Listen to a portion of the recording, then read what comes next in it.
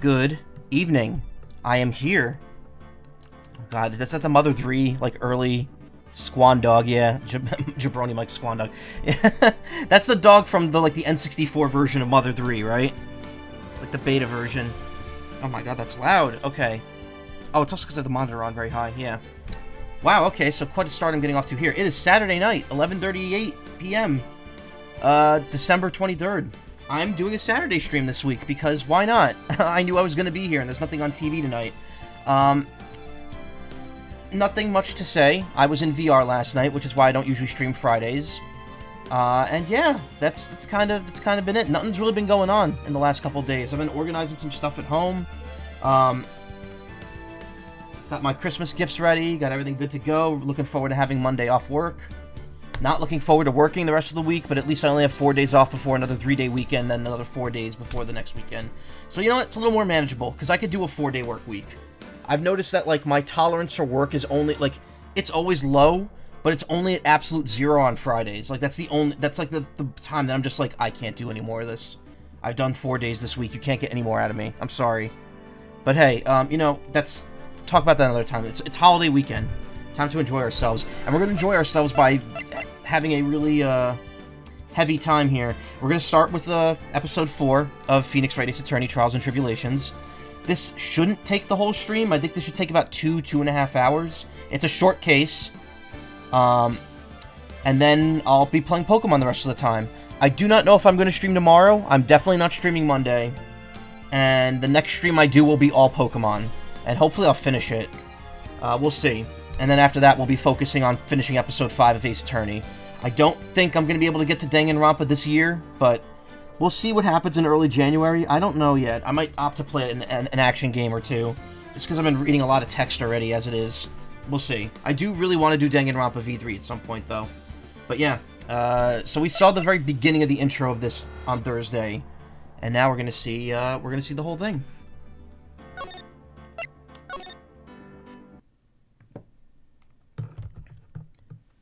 The girl.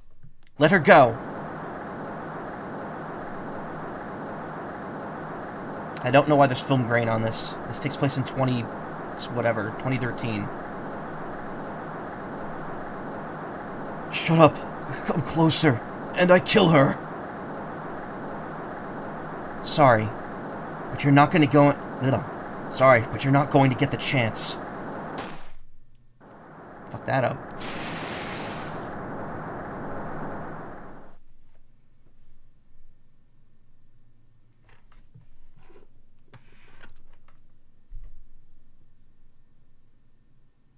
I'm reading through the file of an old court case. It was the first case of my longtime mentor, Mia Fey.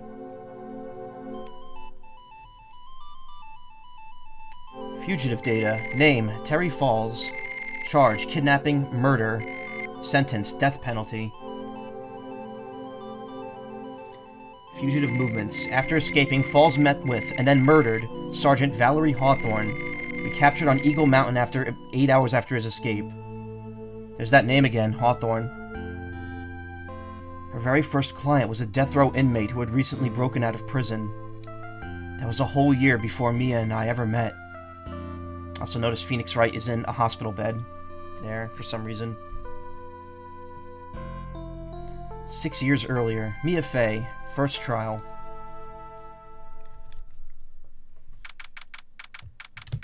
February 16th, 9:24 a.m., District Court, Defendant Lobby, number 4. I'm so nervous. I think I'm going to die. Never should have accepted this case.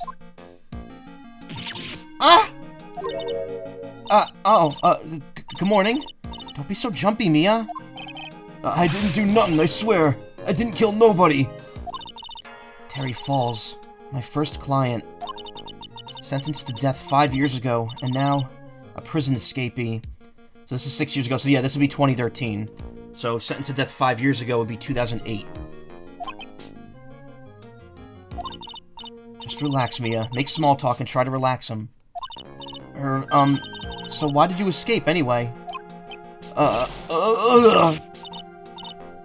sorry. Yeah, we're caveman moding this. I didn't do nothing. I didn't kill nobody.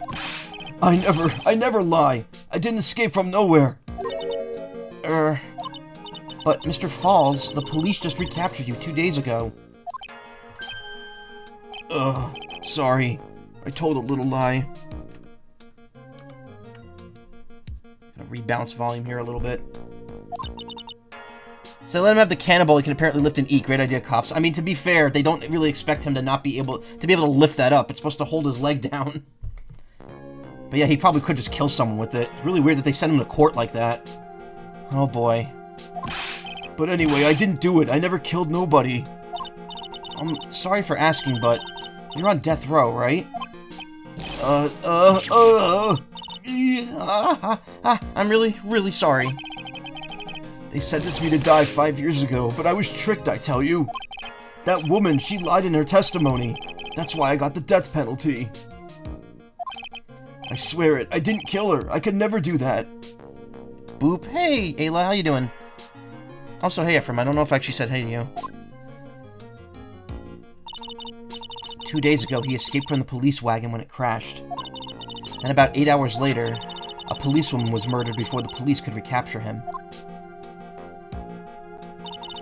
The police believe that Terry Falls did it. After you escaped, did you meet a policewoman? Yeah, I did. She's the reason I escaped. So that much is true. He did meet with the victim. But I didn't kill her! She was alive when I left! She was alive! It's true! Happy to finally be able to catch a stream. Yeah, it's because I'm finally doing a Saturday stream, because I'm here, and I knew that there wasn't going to be anything to do tonight. I could trust him, right? I mean, I should. Ha! You're not going to figure out the truth just by staring at the guy. Why are you here? Came to see how our little kitten was doing all alone in the big scary lion's den. I thought maybe you'd like someone to play with. Where's Mr. Grossberg? Ha! That old man is probably still in bed. Bet he's clutching an empty bottle and mumbling in his sleep. Aren't I good enough? After all, it's me, Diego Armando. I didn't say... So, Diego Armando, the finest attorney at Grossberg Law Offices... Oh, wow, I read that wrong. So, Diego Armando, the finest attorney at Grossberg Law Offices, is here for me? No, you got it all wrong. Today, you're the finest. After all, it took an amazing amount of guts to take this case. Imagine, an escaped death row convict for our first client. Yeah, thanks. Sure wish I could get out of it, though. Ha, relax. I just heard some good news. The prosecutor for today is fresh out of his diapers as well. Really? However, unlike a certain somebody who I won't mention, he's earned the reputation as a genius since beginning his law career. Genius? Well, it's about time to head in, kitten. Sharpen those claws of yours. It's go time. A solitary confinement cell for the condemned must be the world's loneliest place. And that's what my client ran away from. Every other lawyer gave up on him, but not me. When I saw those overflowing eyes and heard that simple, childlike voice, I just had the feeling that he was telling the truth. He was telling the truth. Also, yeah, I could say smile. Just the smile emote was banned from the last stream I was watching for some reason. A bunch of messages I tried to send got filtered just because I like to smile. Really? That's weird. February 16th, 10 a.m., District Court, Courtroom number 4.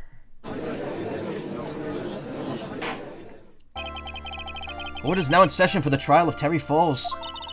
The defense is ready, Your Honor. The prosecution has been ready for a while, Your Honor. I understand the lawyers for both sides are newcomers? Yes, Your Honor. I'm Mia Fey. Miles Edgeworth, Your Honor. So you're the new prosecutor everyone is talking about, eh? They say you joined the prosecutor's office at quite an early age. At 20, Your Honor. Guess our little kitten hasn't earned herself much of a reputation yet, huh? Come on, Mia. You can't lose. Not to someone younger than you. Look at that suit. Well, Mr. Number 1 Kasuga. Pretty sure it's because people like to do the thing where people smiles away to elude spoil your stuff. Yeah. That or just being very ironic with it. Being very, like... I guess annoying. I don't know. I don't mind emotes. Also, you can't spoil this because I've already beaten it. Hey, it's that suit, yeah. The suit that's... Oh, that's right! I forgot about that. That's another thing that Rise from the Ashes foreshadows. Where is it? I did take a picture of it, right? No, I guess I didn't. You could kind of see it behind the busboy here, but there's that suit in the frame over there that he's wearing now. This case is super interesting, yeah. It's also pretty short, which is nice. Young people are running a trial. I'm not too sure how I feel about that. Now then, the defendant in this case is currently a felon on death row. 2 days ago, he escaped from a police wagon. Is that correct? Precisely. But the defendant is not on trial for escaping prison. On the day that the defendant escaped, a policewoman was murdered. So we're here to determine if Mr. Falls was responsible for her death? You got it, kitten. Well then, Mr. Edgeworth, let's hear your opening statement. Yes, Your Honor, it was 5 years ago. The defendant, Terry Falls, was sentenced to death in this very court. His crimes were kidnapping, extortion, and murder. It's weird how, like, they didn't really change his face that much, but he still looks, like, way younger than he does in the other cases. The girl he threw off the bridge was only 14 years old. A truly horrible crime. I remember it well. There was no decisive evidence, so the trial was long and protracted. Correct. But in the end, what finally decided the case was a certain witness's testimony, and there he is doing the Von Karma,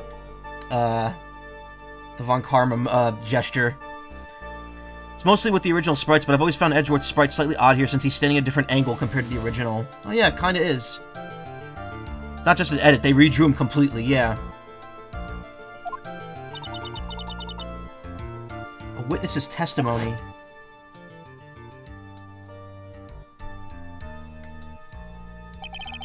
The testimony of Detective Valerie Hawthorne. Hawthorne? The testimony of Detective Valerie Hawthorne, the person who confronted this criminal. She arrested Mr. Falls at the scene and later testified against him. She said she witnessed Mr. Falls throw his young victim into the river.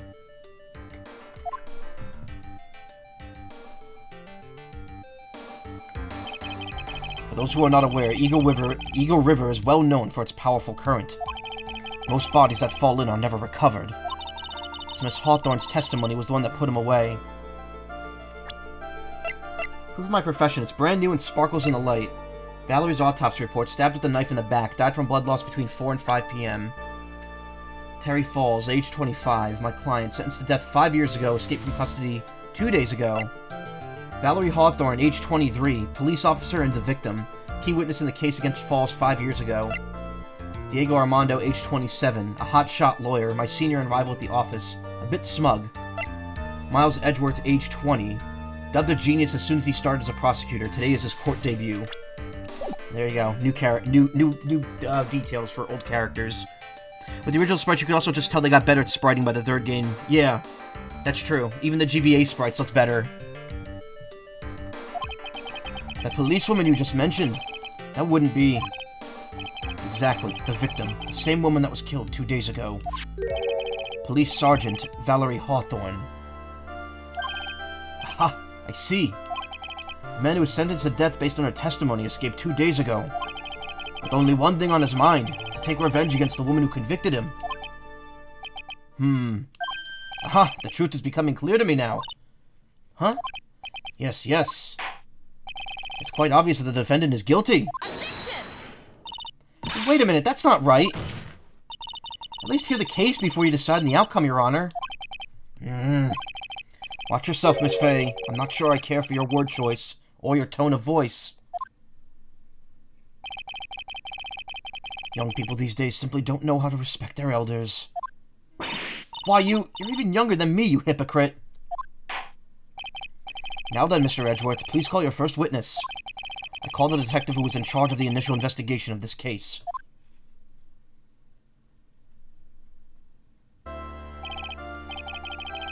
Witness, state your name and occupation. Gumshoe, Dick Gumshoe. I'm the homicide detective in charge of the case, sir. I finally got promoted to the detective division a half a year ago. I don't believe anyone asked you about that. Hey, ma'am, you got any idea how much work it takes? What is it? You're really gorgeous. Excuse me? No, seriously, my heart, it's aching for you. Detective, pull yourself together and try to be professional. Otherwise, I'll write you up on contempt so quick that something other than your heart will ache. Okay, I got it. Speaking of redrawn sprites, here's just a palette swap, yeah. The beige jacket. Now, Detective, tell us about the incident. Yes, sir, right away. Victim was Sergeant Valerie Hawthorne, a veteran on the police force. She was stabbed in the back with a knife and died from excessive blood loss. That much is already stated in the autopsy report. Court would like to hear more details about the incident itself. Yes, sir, I gotcha. Okay, let's take a look at the aerial map of the area here. I like the implication that he's had the same jacket forever and it gets stained more and more over time, yeah. This is a sketch of Dusky Bridge, an old suspension bridge. And the river that runs under it there is the Eagle River. Whoa, lost my train of speak there. Victim and the defendant met here, on top of the bridge. After stabbing her in the back, the killer carried the victim back to his car. He was recaptured at a police checkpoint as he was trying to make his getaway, sir. I like how they have a graphic there pointing out how long 5 yards is. Like it's an actual map, and not like a diagram that they just drew for this case.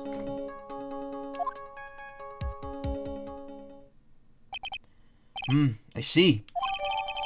Dusky Bridge map, located 40 feet above Eagle River. Was the victim's blood found on the bridge? The victim, Sergeant Valerie Hawthorne, was wearing a thick coat, sir. Unfortunately, no traces of blood were found on the bridge. I almost said the fridge. Mr. Edgeworth, I warn you that I absolutely despise conjecture. If there was no blood on the bridge, then you have no proof that they even met there. Your Honor, if you would listen to the testimony we have prepared, I'm sure you'll be convinced. The two of them most certainly did meet on the bridge that day. Why, Mr. Edgeworth, I'm not sure I like you wagging your finger at me as though I was some hoser. Detective, proceed with your testimony. Yes, sir. Again, I don't know why the judge's younger brother's Canadian. He just is. Here we go, Mia. Hang on. When the judge go... Okay, now, listen carefully, kitten. One little mistake and this guy will drink you for morning tea. Trust me and get ready. Summary of the incident. On the day of the incident, an unknown person phoned the sergeant and asked to meet. Sergeant Hawthorne went to the Dusky Bridge at the designated time and met with Mr. Falls. And that's where she was brutally murdered, sir. Criminals stuffed her body into his car trunk and tried to make a getaway. Mr. Falls was arrested at a police checkpoint we set up at the base of the mountain. Well, you certainly have established the importance of the bridge. Naturally. Now, will the defense please hurry up and proceed with the cross-examination?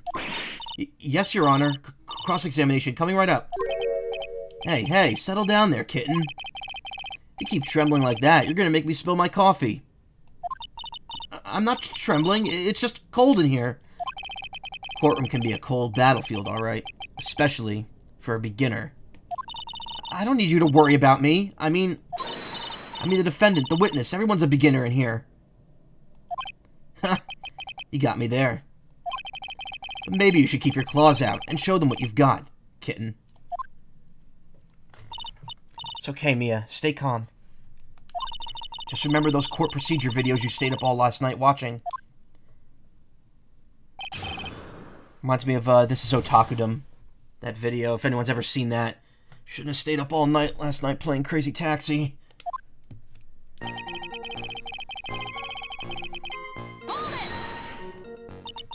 This unknown person, you have no idea who it might be, right? Sorry, but I'm afraid I do. What? The one who called Sergeant Hawthorne was the defendant, Terry Falls. What? The defendant? The defendant called her? Sergeant Hawthorne was a very thorough person, sir. She left a note about her phone call with Mr. Falls. A note? Yeah, a top-secret memo that she left in her desk. Confidential police materials written by the victim. According to this note, it seems the one who called her to the bridge was indeed the defendant, Terry Falls. Ugh, whose bright idea was it to keep that note from me?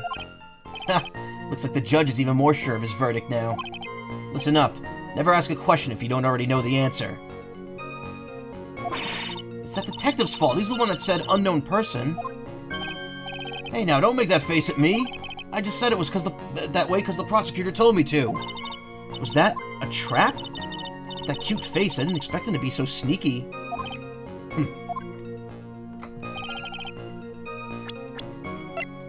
Dick Gumshoe, age 26, homicide detective in charge of the initial investigation, still new to his position.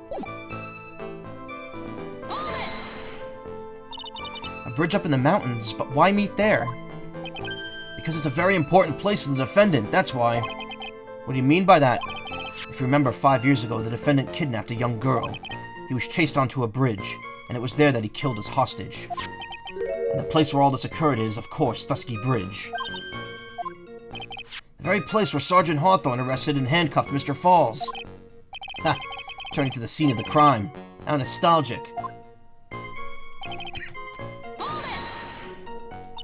Was the body of the victim discovered right away? Yeah, we were really on the ball. We found the criminal within 1 hour of the murder. It was great. We even got to say, "Don't move. We got you surrounded." Wait a second. Isn't there something weird about that? Location was a suspension bridge up in the mountains. So how did they find out about the crime so quickly? Sergeant Hawthorne must have mentioned the police call to someone, or phone call to someone, right? I say police call. Ha! If that's what had happened, then she wouldn't have been killed. She never mentioned the phone call from Mr. Falls, but she left a note about it on her desk. If only I'd noticed it earlier, maybe she'd still be alive. I wonder why she didn't mention the phone call to anyone.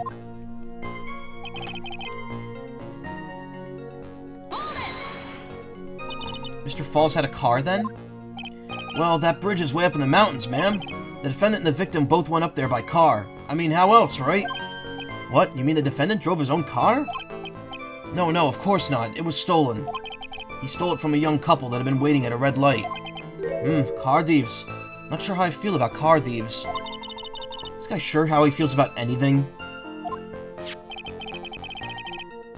This is a photo of the stolen car's trunk. Naturally, that's the body of Valerie Hawthorne in there. Whoa, that doesn't look too comfortable. Photo in the trunk of Falls' car. The victim, she was stabbed in the back, correct? I guess technically Rise from the Ashes could be an allusion to this as well, with Bruce Goodman's body being in the trunk. Yeah. Ha! For some reason, men always seem to get stabbed in the back. We're talking about a woman here. Can't tell from this photo, but the knife was stuck in her back, nice and firm. Condition of the body when it was discovered is very important information. Detective, was there anything strange or noteworthy in the trunk of the car? Here's a photo of the trunk, but I don't see anything strange, do you? Anyway. What did the defendant have to say about this photo? What he always says, ma'am. And do it. I didn't do nothing. That's all he says. Nothing? I wouldn't say he did nothing. At the very least, we know he stole a car. Actually, no, I'm gonna capture that so I can just get that first line without the second one. Just what he always says, Your Honor. And then he always says, sorry, I told a little lie. Or something like that. Well, in any case, it seems he was caught and arrested. Precisely.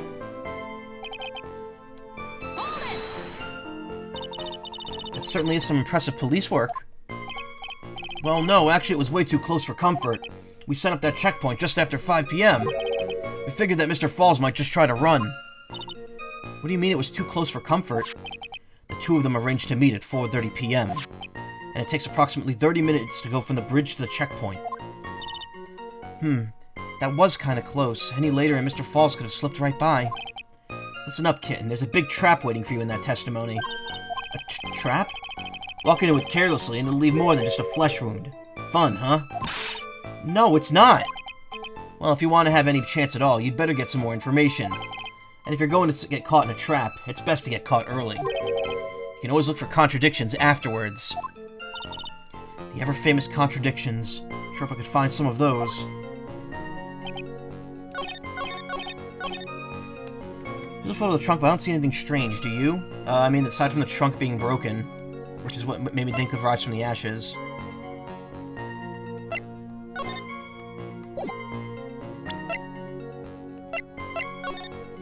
Falls, 4:30 p.m. at that bridge. Wear white scarf for identification. Talk to Dahlia. Tell her this time the whole truth must come out.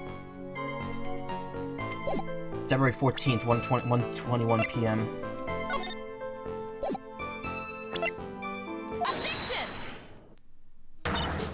Witness!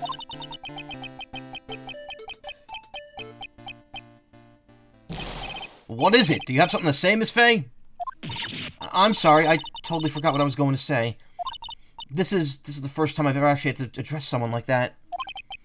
Ugh, you should have practiced before coming to court. Honestly, Miss Faye, I'm not sure I like this.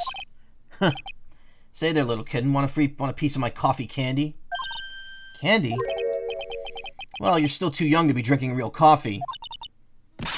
Come on, Mia, shake it off. You're a lawyer. Detective. Yes, ma'am. This photo. You said that there was nothing peculiar about it. Is that correct? Yeah, that's what I said. Well then, I suggest you take another look at the note written by the victim. The note? It very clearly says, wear white scarf for identification.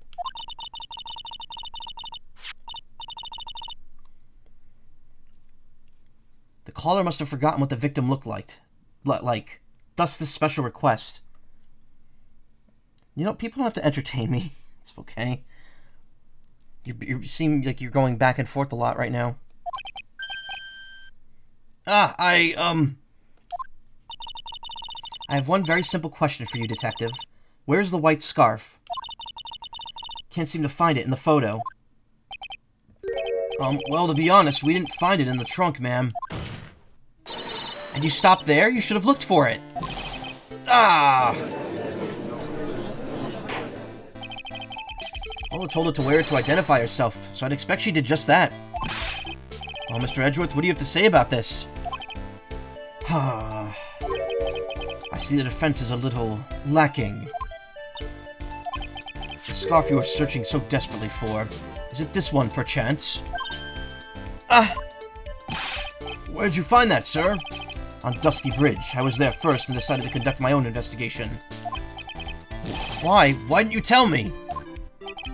I made a decision to keep all pieces of evidence in my personal satchel. It's the safest place I know. That hotshot sure has a flair for the dramatic. It's not exactly white as the caller requested, but as you can see, it's close enough for what it was intended for. Looks like it spent some time in the mud. Not surprising, it was drizzling on the mountain that day. Prosecutor Edgeworth, he was intentionally hiding that scarf the whole time. Court will accept the scarf into evidence. Scarf added to the court records, worn by the victim at the time of the incident, found on Dusky Bridge.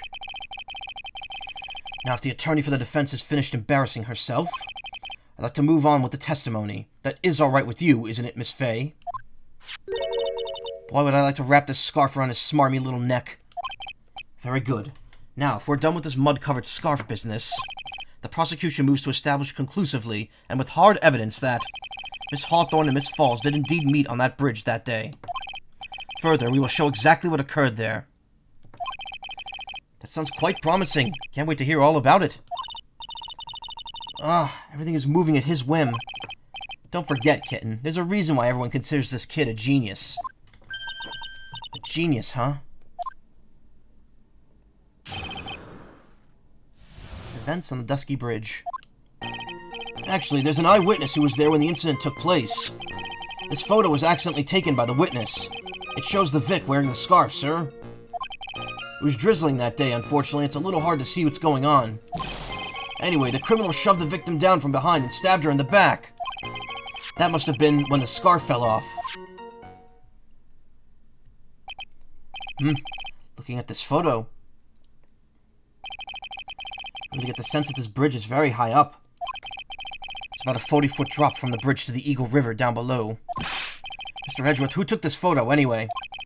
Let's just say it was a well-intentioned third party. Aha, a potential witness! So why isn't this person at the courtroom?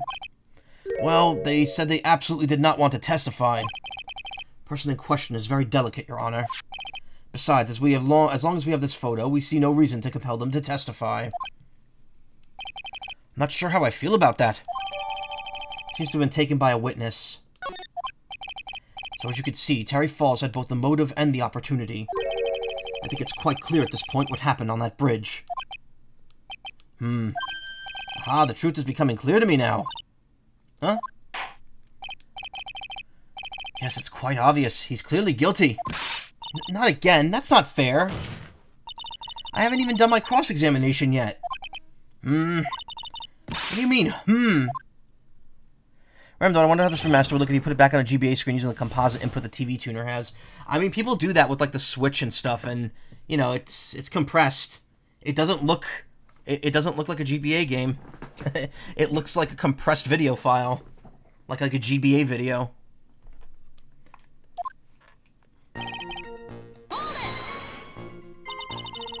Who is this eyewitness?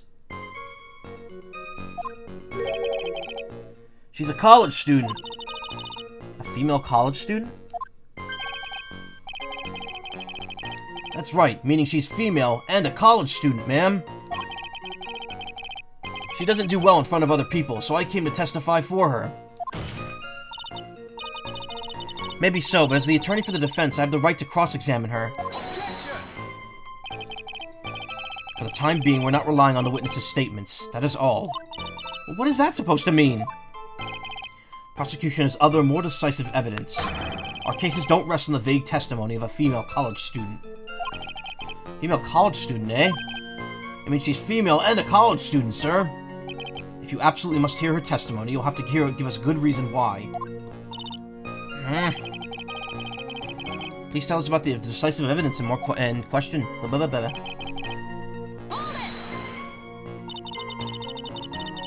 Victim is wearing a scarf in that photo, alright. So about the witness who took this photo, what was this person doing all the way in the mountains? She was taking photos of wildflowers, apparently. There are many unusual types of flora on that mountain, Miss Faye. People in the area say it's because of the spirits that live there. Spirits? Now that you mention it, this is photo. This cloudy fog-like thing, is it a ghost? I don't believe it. No, Your Honor, no, I don't think it's a ghost.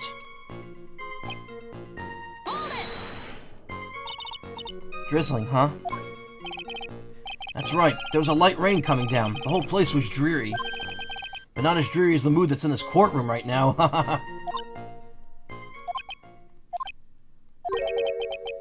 Looks like a cold front just moved in. Tough crowd. In any case, the point is that the area was quite damp. There was even some fog. I even slipped and fell while I was on the bridge, sir. It was really something. Is that part of the victim's witness's testimony as well? The victim, yeah, it's part of the victim's testimony. She came back to life and delivered another testimony. Is that part of the witness's testimony as well? Of course it is. He pushed the victim hard in the back and she fell down right in her stomach. Remember that happening once myself. It was really brutal. Are you talking about getting pushed, or were you seeing someone getting pushed, or were you the one that got pushed? What does it mean that you pushed someone down like that once? With his mind-boggling tales and the way he said brutal, I wonder if he's Canadian. I mean, we've pretty much established that when he said hoser. An A at the end of most of his sentences. Also, I like the implication that Canadians just tell mind-boggling stories all the time. Like Canada's some weird fancy fantasy land. Hey everybody, it's officially almost Christmas, but almost Christmas season isn't Christmas. Well, y'all enjoy the holidays. Have a great day and night. Hey, Kai, thank you for the thank you for that. And yeah, it's 12/12. It is now Christmas Eve. It is now almost Christmas, according to Ace Attorney. I mean, have you seen Canada's idea of a squirt gun? Canadians are weird, man. Yeah. Ha! Save your nasty look for the right person. Huh? Take a look. Poor baby. Court record seems to have wet itself. Hey, watch where you spill your coffee. He really likes making allusions to babies and diapers and wetting and pissing yourself. Talked about Edgeworth being fresh out of diapers. Talking about the court record wetting itself as he pours coffee on it, apparently. Armando here, he's into some stuff, I think. Wonder how the judge was in the Japanese version, just from Osaka instead of something, probably Kansai dialect. That's usually the go-to in Japanese scripts for, like, eccentric or hillbilly Kansai dialect. Which usually means, yeah, Osaka. Probably from Osaka. The court record, huh? That must have been when the scarf fell off. So in other words, there was a struggle between the criminal and the victim, huh? That's what the witness said. Well, it looks like she didn't remember about the scarf. But from what she said, it sounded like a pretty violent fight, ma'am. Kansai's eccentrics explains a lot about a Reno-san. Yes, it does. I love Shinya Reno. He's got that perfect dry wit to him. It's so fun. I love watching Game Center CX. The site I used to watch the subs on hasn't updated since before the pandemic. The last update I think was like late 2019. And I'm just like, ah man, I know someone's still subbing them, but I have no idea where they are. And I don't have the time to watch them anymore either. The area was wet from rain. The bridge was probably wet too. Which would explain why the scarf was all covered in mud, but...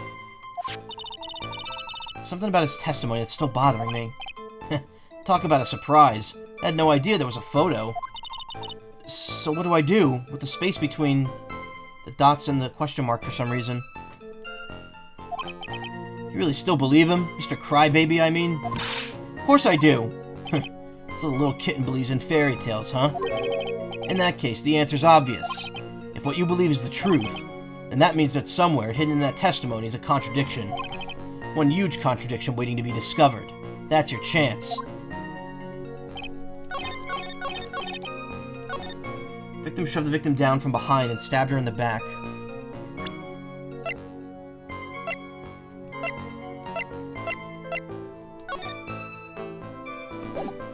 How would she... oh, that wasn't right. Your Honor, what do you think of the witness's statement? I don't think anything of it. How about you? I guess I don't think anything of it either. Then we don't have a problem, but we do have a penalty. If there wasn't a problem, couldn't you just let it slide?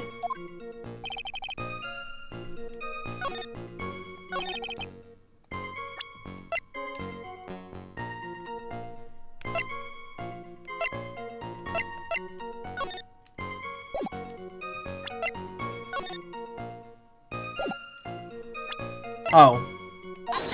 Damn it! How was that not right either?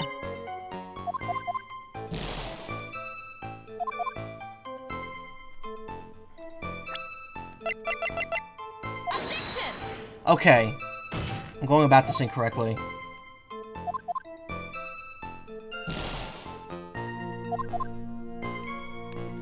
Criminal shoved the victim down from the back and stabbed her.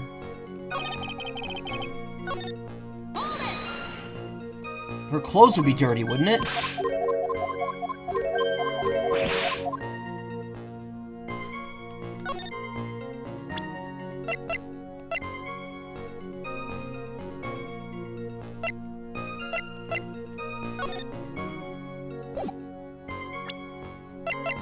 Representing all three of these.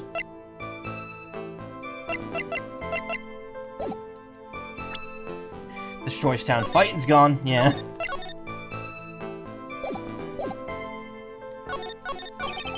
Playing Mega Man 3 and he goes to what's-his-name stage. It wasn't Top Man. I think Needle Man.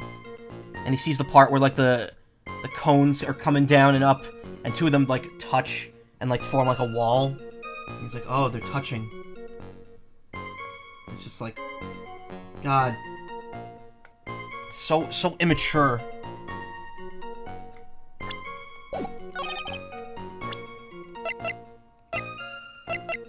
So it wasn't any of these three. It wasn't that.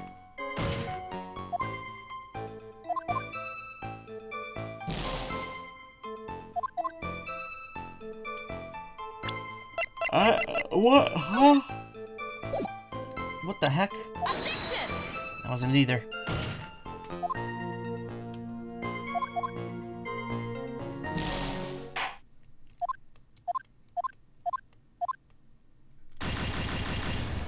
little confused.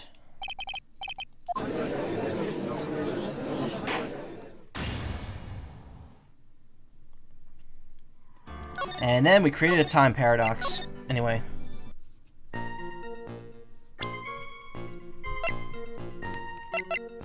The criminal shoved the victim down and stabbed her in the back.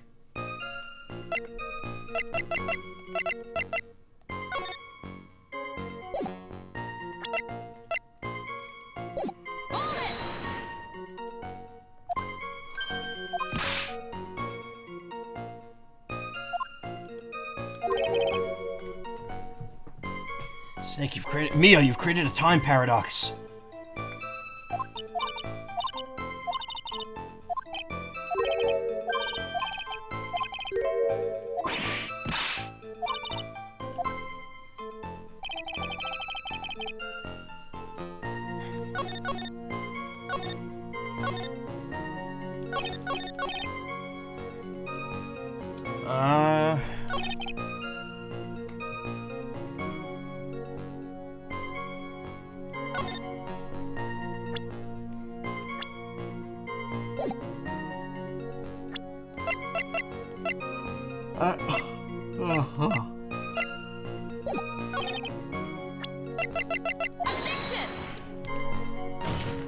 How am I already having an issue here?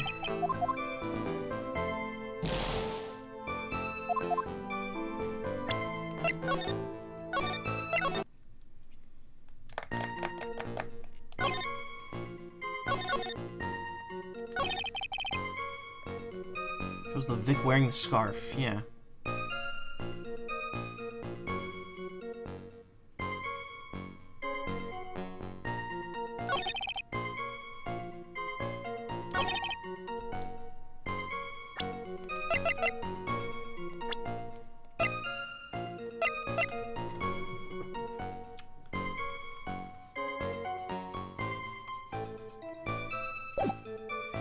Can't be a profile, there's nothing there.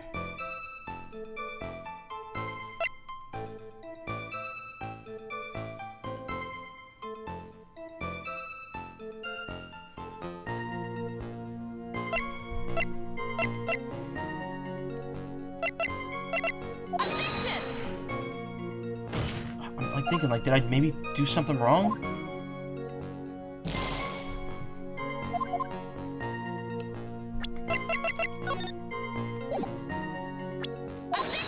Oh, I did present that before. What the hell? Okay. No. I need both of those hits. Yeah, that was weird. I could have swore I presented that one there.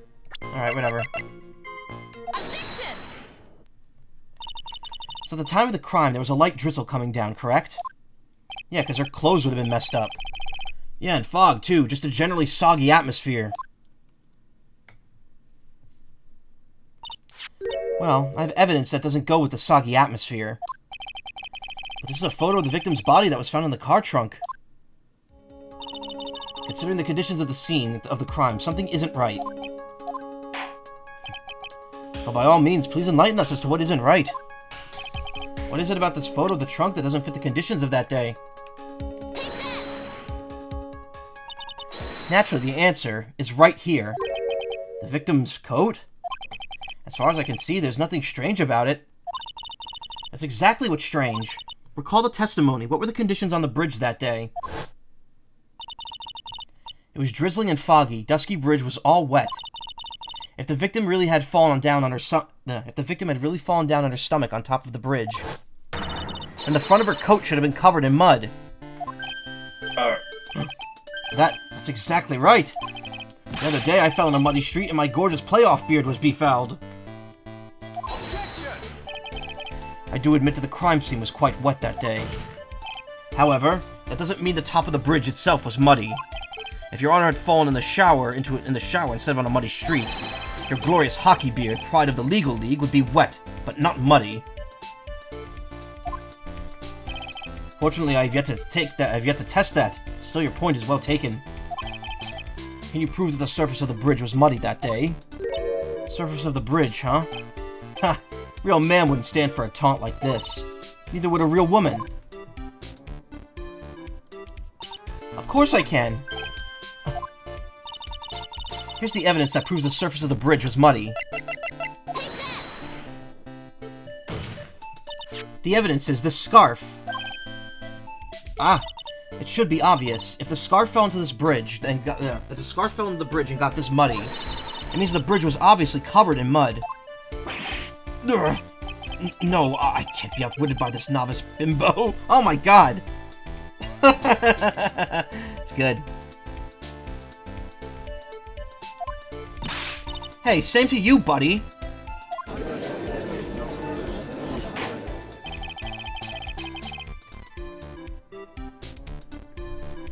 It's funny because I only ever hear that term in positive endearment now. I never hear it being used negatively, even though it clearly could be. Or usually is. Miss Faye's assertion makes perfect sense to me. I do admit that there appears to be a contradiction between the condition of the victim's coat and her scarf. However, the real question is, why is there a contradiction? Huh? For every contradiction, there exists an explanation. Let's look at what the explanation in this case may be, shall we? Alright, it's not like he's really giving me a choice here. Ha! You're doing pretty well, for a little kitten. Mr. Armando? No matter what he says, a contradiction always comes down to a lie. It's either the victim discovered in the trunk, that have witnesses photos showing the defendant and the victim, or the witness's testimony that stated she saw the moment of the murder. Just relax and think it over. It's pretty simple, isn't it? The false evidence, it's one of those three.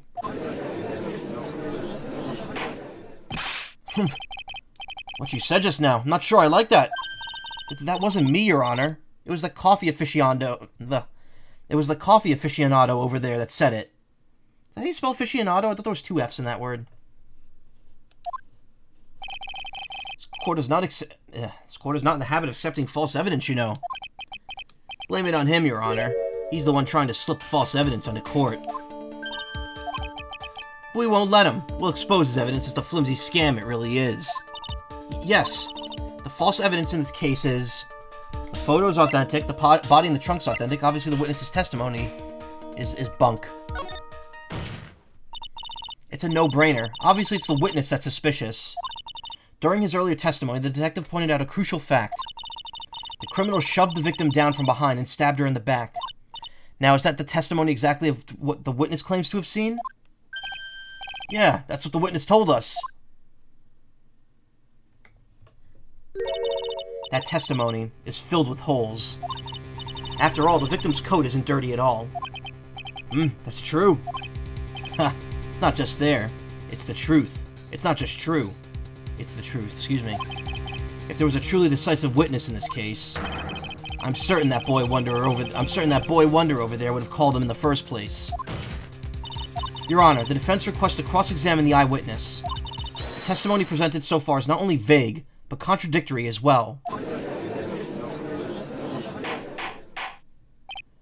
Well, Mr. Edgeworth, it appears that we'll need to hear from your mystery witness after all. You should brace yourself for the brutal truth. Your Honor, the prosecution has no intention of hiding the witness from the court. We are prepared to present our witness at any time. Very well. Why did I slip in the other judge there? Very well. Please bring forth your witness at this time. What Mr. Edgeworth said is bothering me. What does he mean by the brutal truth? If it was the judge saying it would be the brutal truth.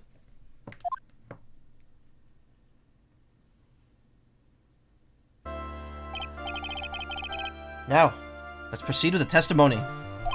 Mr. Edgeworth, please go right ahead. Thank you, Your Honor. The prosecution summons the woman who saw the events that day with her very own eyes. This is it, Mia. The battle begins here. And I'm already down to 40% of my health. Witness, what is your name and occupation? Damn, judge looking ugly. Howdy, meowdy. Hey, Karma.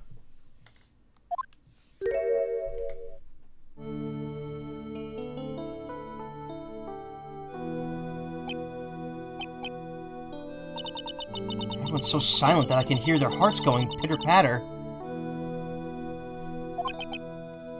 Oh.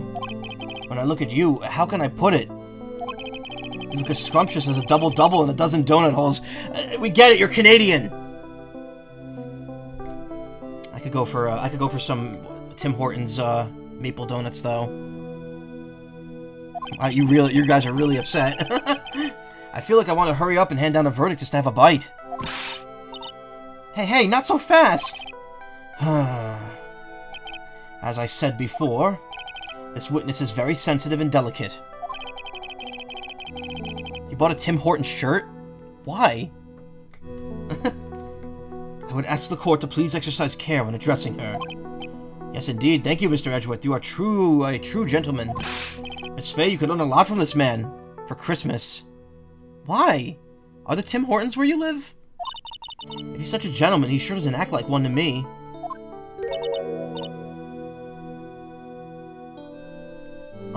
Sir? Yes, my dear? This is my first time, so I'm sure I'll make a lot of mistakes.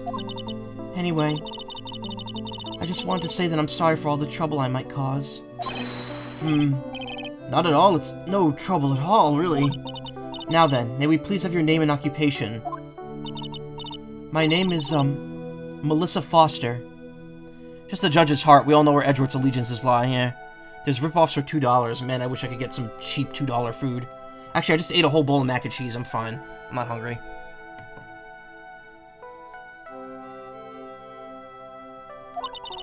I'm a college student, a freshman in the literature department. You were on the scene when the unfortunate event occurred, correct? And you were the one who took this photo? Is that accurate? How can you be so mean? Now see here, what are you doing shoving that in her face like that? Huh? But it's just a photograph. It's not like it's something dangerous. I'm gonna buy food because you and your mom you forgot to eat. Oh, cool. Well, I hope you enjoy whatever you get. Let's get something scrumptious. Next time I'll be forced to penalize you. Uh-oh. I don't like the turn this is taken. Is she staring at me? And you would be... Huh? I'm the defense attorney. My name is Mia Fey. I see. So you are... Now then, young lady, could you please give us your testimony? Yes, Your Honor. I'll do my best. Melissa Foster, age 19, a college student, witnessed and photographed the incident on Dusky Bridge. Seems to know Mia for some reason. Witness's photograph. I was using my camera to take some pictures of wildflowers. Then I noticed there were two people standing up on the suspension bridge. Suddenly they just started fighting. That's when I hurried and took the photo that shows the crucial moment. And right after that I called the police. By the way, where were you standing when the incident occurred? I believe the map would be of help here. I was standing right over here. I was standing in a beautiful field surrounded by tall cliffs. Oh. My neck just snapped really badly. That was unintentional, too. That just happened. So you took the photo from that location, eh? Brought the camera I was using at the time, just like Mr. Edgeworth asked me to. Oh, what a cute camera. Just like its owner. Melissa Foster took the witness's photo with this, a small but powerful model. Alright then, Miss Fay, time for your cross-examination. But I warn you, make the witness cry again and you'll feel the wrath of my gavel.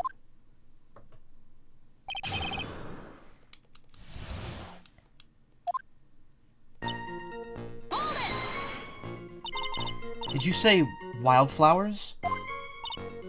Yes, the mountain is famous for its beautiful spring wildflowers. But it's only February. Well, I couldn't wait for spring to come. Oh, I know just how you feel. That was a chair creak. Oh, no, that was my neck. It's just like when I first started growing this glorious beard of mine. I just couldn't wait, so I wore a dyed blonde Santa beard until mine grew in properly. Timely, since tomorrow's Christmas. Would you mind if we got back to the facts of the case, Your Honor? Was there anything strange about the two of them? I'm a bad girl. I know I am. It looked like they were having a really serious conversation up there. So I decided to watch them, like some kind of peeping Tom. No, not at all. Everyone is like that. I love watching other people fight too. In fact, I can't get enough of it. Actually, that's why I took this job in the first place. Too much info, Your Honor. In any case, it's perfectly natural for you to have kept watching them. Especially dressed as they were. Anyway, I was watching them very closely. Suddenly they just started fighting. Do you have any idea what they were fighting about? No, I have no idea. Why do you ask that? Oh, I just thought maybe you overheard what they said.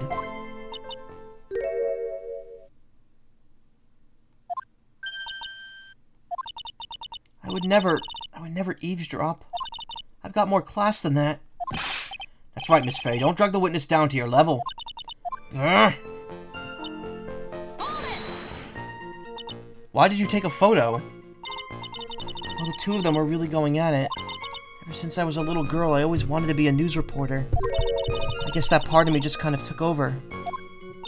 Smells like a lie to me. Yes, I understand completely. Even now, I can't completely abandon my boyhood dreams. I still use my grandson to test my comedy routines on. So you wanted to be a comedian, huh? Not that it has any bearing on this. All I could do was use my camera. So I took a photo of the crucial moment and gave it to the police. And right after that, I called the police. You called the police? Yes, because it looked like the murderer was going to try to escape. We were already moving before the call even came in. Thanks to the victim's note, we had already started our operation. That was certainly tough luck for the criminal, eh?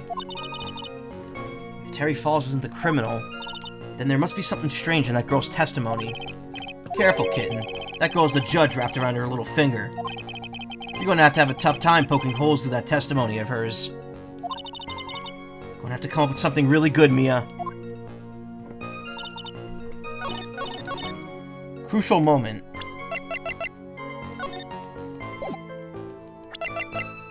What's a foster chicken? Small but powerful model. What's crucial about this moment? They're just standing there. Objection! Witness. When you said you took a photo of the crucial moment, is this what you meant? All I could see in this photo are two people facing each other. You testified that you saw the two of them starting to fight. Normally that's the kind of thing we would refer to as a crucial moment. Why haven't you presented a photo like that yet? Well, you see... The photo we presented was the only one there was. Bullshit! No, but if you really wanted to capture the crucial moment, then what happened next? You must have taken a photo of it. What? My apologies, young lady. But Miss Faye's assertion is not without a certain amount of merit. He could certainly downplay a situation, can he? Oh, she's saying that out loud. I'm sorry. I'm a very bad girl. I used it all up. The film, I mean. Even though it's 2013 and we'd all theoretically have digital cameras. I mean, look at that. That looks like a digital... Well, no, actually it has a film bulge in it. It has a film bulge. You ran out of film. This is the last photo that was able to... This photo was the last one. What? Unfortunately, that is the truth. I personally examined all the photographs she took that day. All the other photos are of the witness herself playing among the wildflowers. The witness herself? Then who took the photos? Well, you see, my camera's a timer feature built into it. So you took photos of yourself? I remember taking some photos of myself once too. Please, no details. Seems that Miss Faye's assertion was not so decisive after all. Wait, just a minute. Well, if she had no film left, she couldn't very well take more pictures, eh? Miss Foster, perhaps then you could tell us about a different sort of photo. Photos of the incident that you took with your very own eyes. Mr. Edgeworth, you're quite the poet. Very well then, let's get back to the cross-examination, eh? Let's hear what your thoughts on the fight that you witnessed. Yes, Mr. Judge. Boy, this guy is really is a sucker for sweet talk. Blah, blah, blah. Ha! Looks like the other kitten in the room is the one that's getting all the attention. Yeah, it's sickening. I was using my camera to take some pictures of wildflowers. Victim turned around and tried to run away. It's weird this doesn't end the cross-examination. She only got about 10 yards before she was stabbed in the back.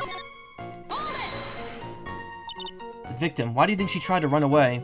Abno cats should not drink coffee. Feed her some.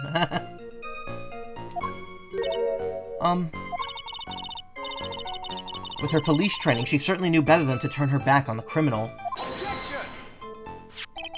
This was a large, powerful man with a knife. If it had been a quaggy woman like you, I'm sure she would have acted differently. Quaggy? Why, you... Edgeworth's a piece of shit, huh? If it had been me, I probably would have jumped into the river. There's still something wrong with this testimony.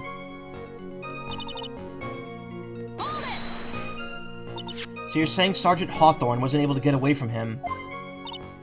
It's a narrow bridge and it was swaying back and forth. If you ask me, both of them were in danger of falling off. I only wish I could have done something to help her. That seems to make sense. Wonder about that. Something seems kind of off. Ha! Does it now? You have a good sixth sense. When you feel that something's off, that's when you need to figure out why. If Terry Falls isn't the criminal, and so yeah, we know that.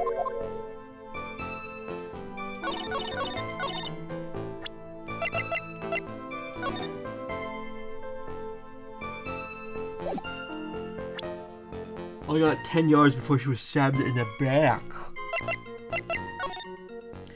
Well, now this makes sense as to why there's a thing here. 5 yards is that much.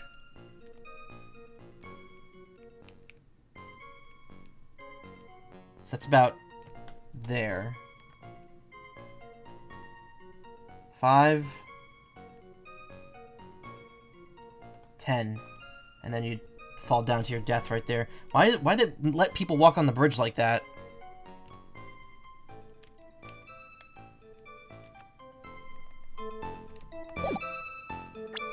I think that's right, but I'm gonna save anyway, just because I'm already down to 2 hits.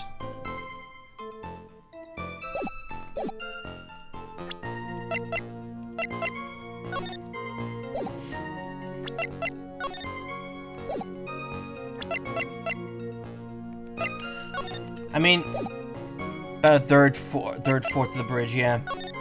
I mean, also, you have to understand that if Melissa Foster had seen the crime from here, that means this rocky outcropping is blocking her view, which means they'd actually be standing close to the middle of the bridge, so there's no way she'd be able to run 10 yards back.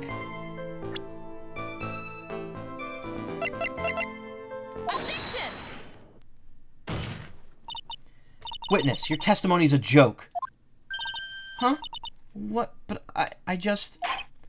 Miss Faye, I thought I warned you about making the... I thought I warned you not... Miss Faye, I thought I warned you not to make the witness cry. Eh? 1 short testimony and 2 bad contradictions. There's no possible excuse. You say there were 2 contradictions. It's simple. Just take a look at the diagram of the area. According to her testimony, the 2 of them were in the middle of the bridge.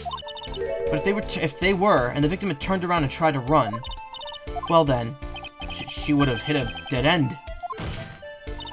You said 10 yards, but she couldn't even have ran 5. Because Dusky Bridge is collapsed on that side. Ah! What does all this mean, eh? I'm just adding that in every line now. It's very simple, Your Honor. This charming little witness has told a charming little lie. That's all there is to it. This beautiful young lady has been lying to the court. Just a moment, Your Honor. Mr. Edgeworth. Your Honor, allow me to personally apologize for the confusion. What do you mean? What do you mean? Why did I do that again? What do you mean? There's one major mistake in this diagram. What did you say? What are you referring to? It's all because this diagram was made after the incident occurred. It's a very old bridge. We couldn't find any official blueprints of it. So you're saying... I'm saying that even though this bridge is currently in disrepair, there's no evidence that can prove the bridge was broken during the incident. That's ridiculous! I can't actually tell the condition of the bridge from this photo. I apologize to the court for not being more clear when I presented this evidence.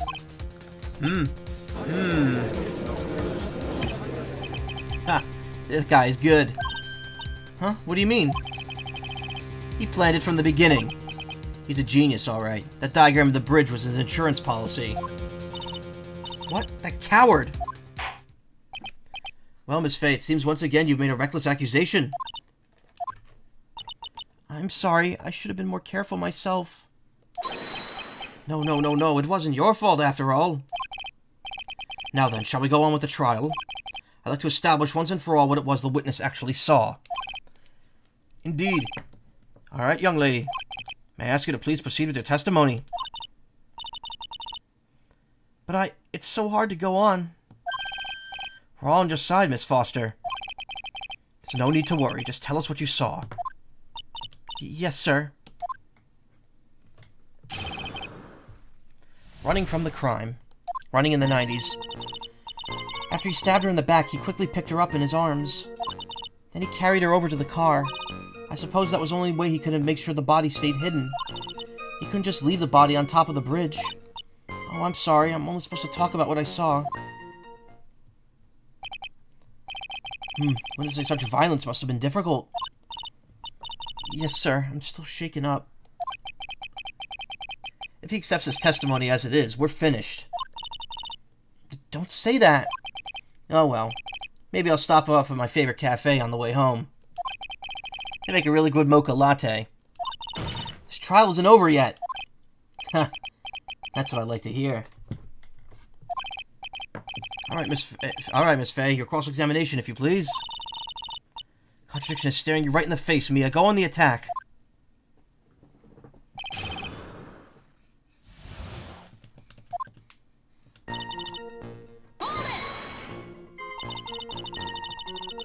Are you saying that the victim didn't fall down on the bridge? Actually, maybe she did after all. Of course she didn't fall down on the bridge. If she had fallen down, this photo wouldn't make any sense. If that was the case, her coat would have been all muddy. If you don't mind, I was asking the witness. No need to be so rude. Well, young lady? Of course she didn't fall down. The man in the prison uniform grabbed her before she could. Ha! We're one step too slow. And then what did the defendant do after that?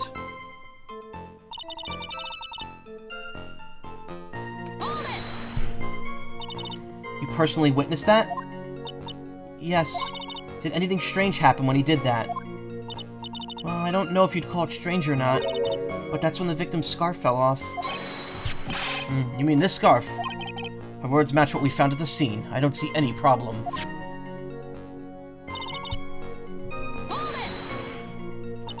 You mean the defendant carried the body all by himself? Yes. Considering the size of the defendant, I don't think it would be too difficult.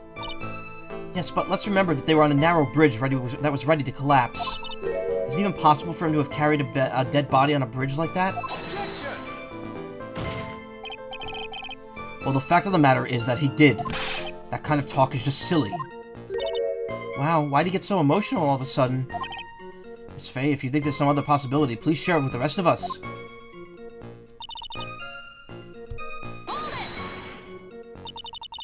Why do you say that? It's already a broken down bridge hidden away in the mountains. Doing anything more to hide the corpse would be going overboard, wouldn't it? Yes, but that mountain is famous among hikers. A surprising number of people go up there. But it's February, right? And it was raining that day, correct? There's also a small temple and a channeling dojo there. You know those monks, they just love cold, isolated places. Like the witness is trying to say the corpse could have been found at any time. Besides, the witness is merely reporting what she witnessed with her own eyes. You've eaten? Good. What'd you eat? I don't know why I said that so threateningly. What'd you fucking eat? Actually, I'm gonna grab a drink because it's been an hour and I'm talking a lot.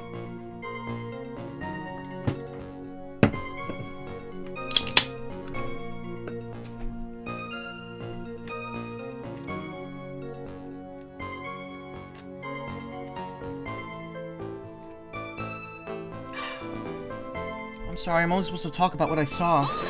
Chicken pastel? And you're absolutely certain it was my client who was carrying the body?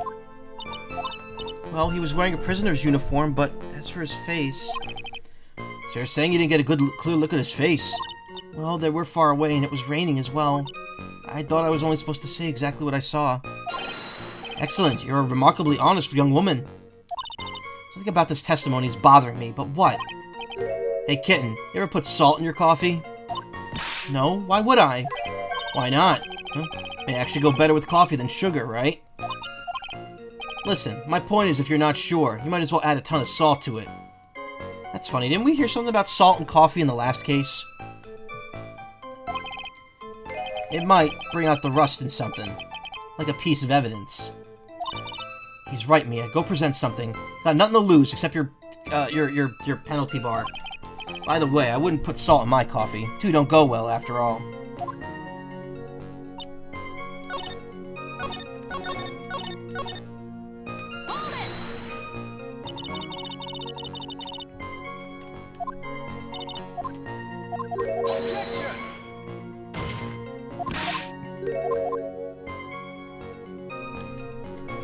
Rice fried in chicken oil. Ooh. Which chicken pastel? Actually...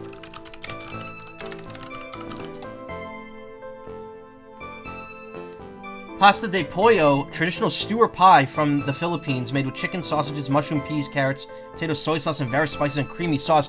That sounds fucking delicious. And a boiled egg on top? Oh my god. I need to go to the Philippines and just eat food. I would love to do that. I talked about this before, but when I played Persona 5 Strikers on stream back in 2021, that game made me so hungry. Every time they went to a new city in Japan, it was always like, oh man, we're gonna try the local like hot pot and sushi and fried rice and whatever other delicacies we have here. And I'm just like, oh my god. You know, it makes me so hungry. I just want to go on like a culinary vacation. Thought you mistyped chicken pastor. Kind of weird. You try our famous Sinigang. Sinigang? Sign gang? Gang gang. Bike, bike, bike. Some potent... What is this? What is this? Okay, we're doing food stream now. Apparently. Sinigang Hipon. It's a very clear looking broth. I'm not sure if I'd be digging that. It might be good though. I like the spread in there. It looks good. Wait, is that shrimp? I can't eat shrimp. I'm allergic to shrimp. I can't eat that.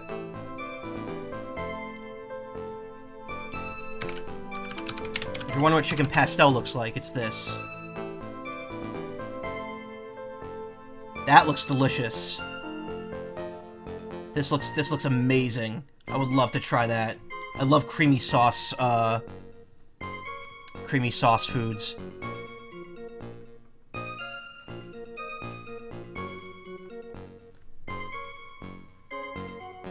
One day I want to do a food tour of Osaka. Hapon means shrimp. Oh, that's why. That's the Pokemon stew. Food in video games looks so... It's like Ghibli food. Ghibli food. Is it Ghibli or Ghibli? I've seen people pronounce it both ways, but apparently Ghibli might actually be the right way to say it. I thought it was a hard G because of the, because, you know, Japanese pronunciation. Hard G, yeah. Wait, what's the hard G is... Wait. I actually don't remember what hard... I don't remember which one's the hard and the soft G. Also, Sinigang pork. Oh, Gibble food. Wish I could say enjoyed my dinner too, but I threw it up. Whoops. Oh, I'm sorry. Are you not feeling okay? Also, I had mac and cheese tonight, so it's the most boring food. I mean, I eat it every Saturday, but it's absolutely the most boring milquetoast dinner. I love it. There's just a simplicity to it that I love. Anyway, I suppose that was the only way he could make sure the body stayed hidden. That's a load of bullshit. We know that there's a much better way to hide the body here. He could literally just throw it into the river. So I'm pretty sure that's what I have to present here. But to be safe, again...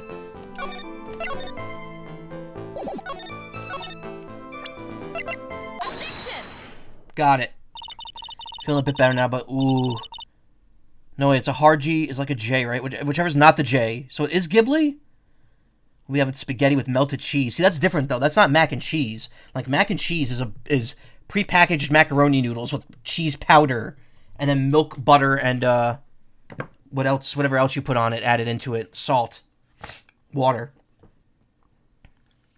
But, what you're having sounds really good. You had Little Caesars. I don't think I've ever had Little Caesars pizza before. I've had Domino's, Pizza Hut, and I think that in terms of like fast food pizza, just those two places. I don't think I've ever had fast food pizza from anywhere else. Ever. Killer not wanting his victim to be found. I can understand that. However, the idea of moving the body for that purpose is clearly odd. There was a much easier way to make sure the body wasn't found.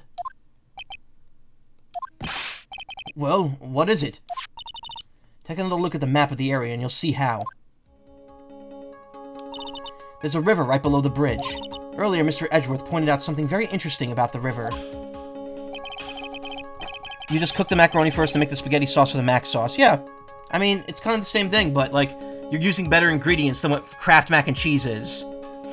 Mix the macaroni and stuffed spaghetti with grinded meat. Special pizza Little Caesars doing right now is so good. The crust is like they do their breadsticks and stuffed. I don't even know if there is a Little Caesars around here. Anyway, Edgeworth just talked about the river of the river's current. Ah. In the kidnapping case 5 years ago, the victim's body was carried away and never found. If 10 murders were to occur in that same spot above the Eagle River, you could bet your boots that every other killer would have just tossed the body into the water.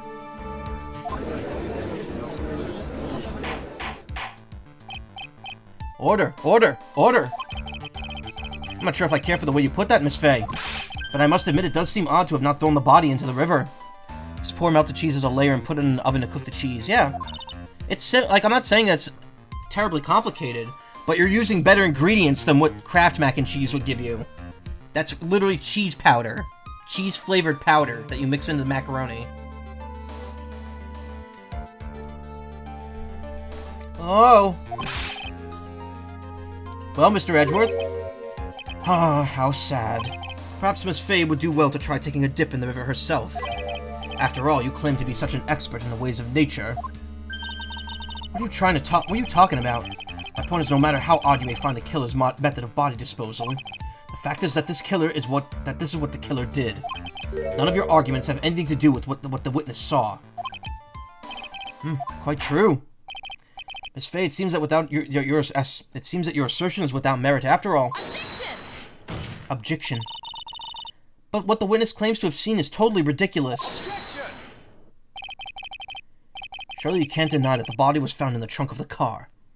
If you want to spice it up a bit, you could buy a bottle of bacon bits or crumbs and garlic sauce. Oh, I mean, what I usually do is, and I gotta stop getting on tangents here because we're in the middle of a cross-examination.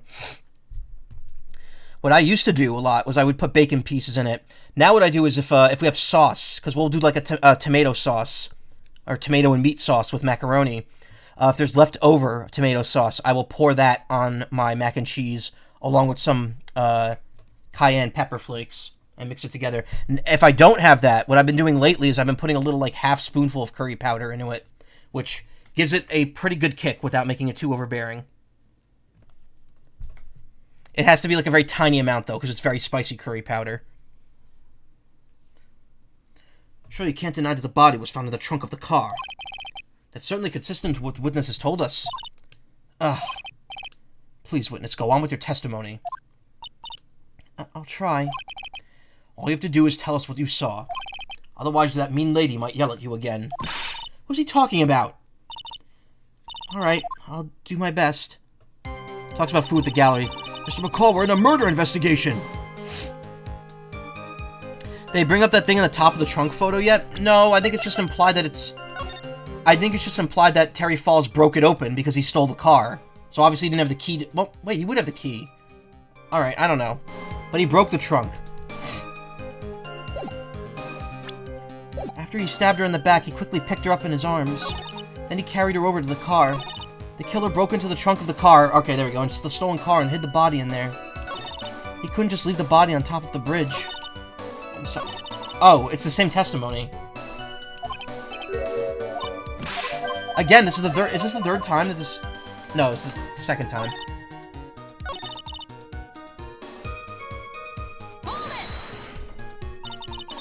What did the man do then? Well, naturally, he got in the car and was about to flee. That's when I came to my senses. I said to myself, you have to call the police. And so that's when you called the police. You're sure that you saw all that with your own 2 eyes? Yes, I'm 100% certain.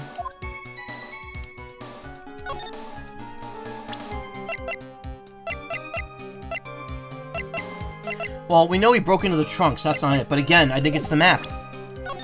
Because how did she see that if she was in the corner? If she was standing in that bottom left part, she wouldn't be able to see the car. There was a big outcropping blocking it. In fact, in the photo, you see not that photo. In the photo, you see exactly where her vision cuts off, right there.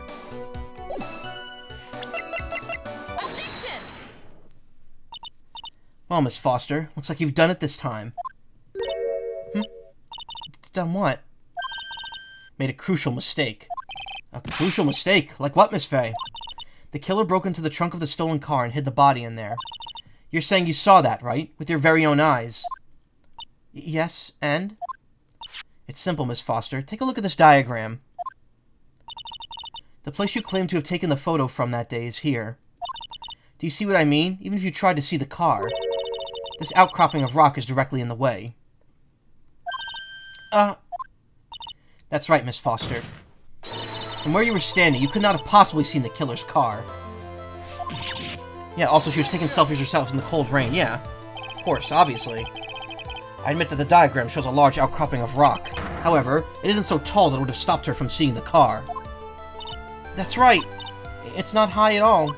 I was able to see his car just fine. I'm sorry, but that just doesn't wash. I believe it was the witness who presented this as evidence to the court, yes? This is the location that photo was taken from. Your own photo tells the whole story. You can clearly see the left side of the bridge, but the outcropping that is being referred to here is really more like a cliff. I almost said a criff. I don't know why. Ah. Your view should not... I'm a truckster. Your view should have been completely cut off by this cliff. But you still claim to have been able to see the killer's car. No! No! Order in the court. What is the meaning of all this ballyhoo? Your Honor, don't jump to any hasty conclusions. The fact that the escapee fled in a stolen car was reported on the news. After witnessing a murder, I'm sure you can appreciate that the witness was very upset. She must have heard about the stolen car and convinced herself that she saw it. You're full of shit, Mr. Edgeworth, but she was repeatedly warned before starting her testimony. She was told to testify only about what she saw with her own eyes. Mr. Judge? Oh, that's Melissa. Mr. Judge? What is it? I think I must have remembered things wrong. Ooh. Hey, wait a minute, you can't just say that. Miss Faye, no one on the face of this planet is perfect. Yes, indeed, quite true. You know what they say?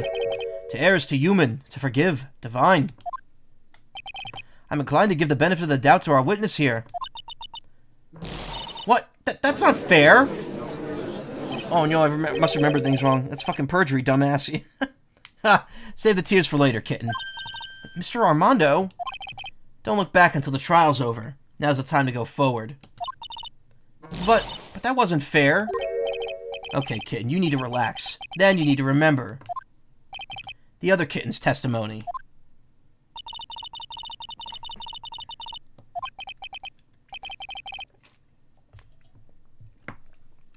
So tell me, how did she know that? How'd she know that he broke into the trunk? Aha! Well, Miss Foster, if you can explain how you knew that, you're going to have a lot of very suspicious people on this side of the courtroom. Well, witness?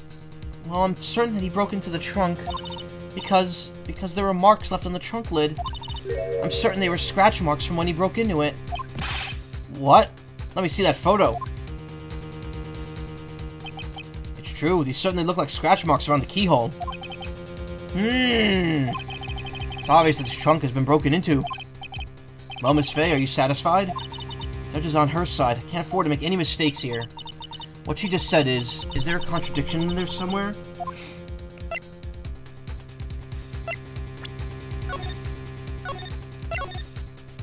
Macaw's next attorney is thievery, murder, and perjury, but no one remembers perjury, yeah. No, and assault.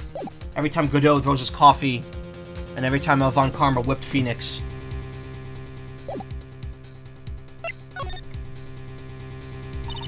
Melissa Foster. Looks like you finally betrayed yourself. What?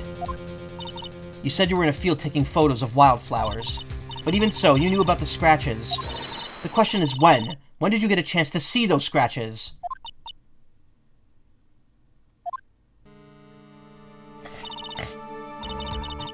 Finally, I've got her.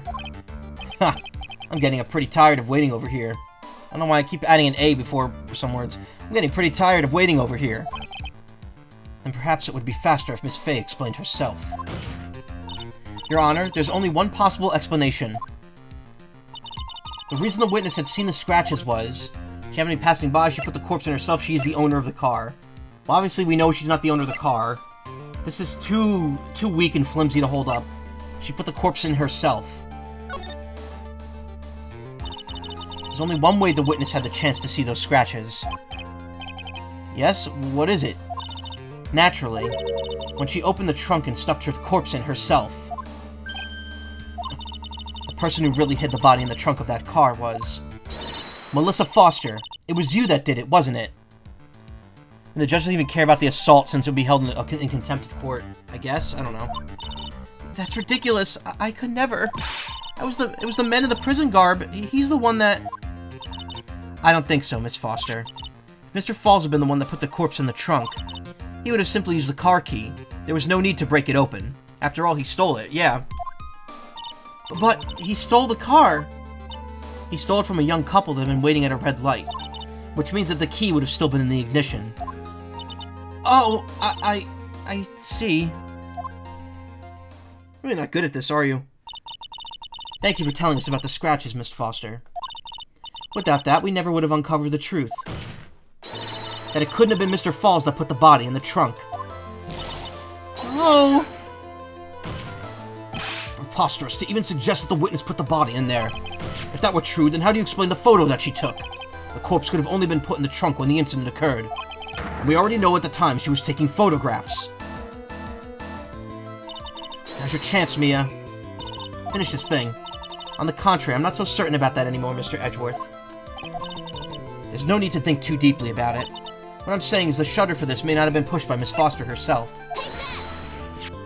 Let's take another look at this camera and see what features it has, shall we? There's a timer built into it, even a mini tripod. Why, it's almost as if she brought this camera just to take this picture. What are you trying to say then, Miss Faye? That when the crime occurred, Miss Foster wasn't in the field as she claimed? Well, if she really did use the camera's auto-timer, then the answer is yes, she was somewhere else. Exactly, she was not in the field. Oh man, I just had an eggnog burp. Oh. I love eggnog, it is like the most unhealthy thing in the world to drink. 1 cup of that has like 50% of a day's worth of saturated fat in it. It is very much not something you're supposed to drink more than 1 bottle of a year, at most.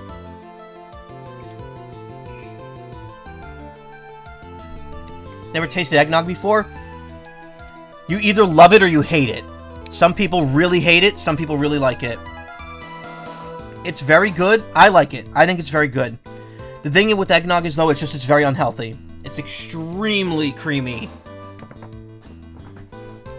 Also, you could drink it alcoholic if you put alcohol in it.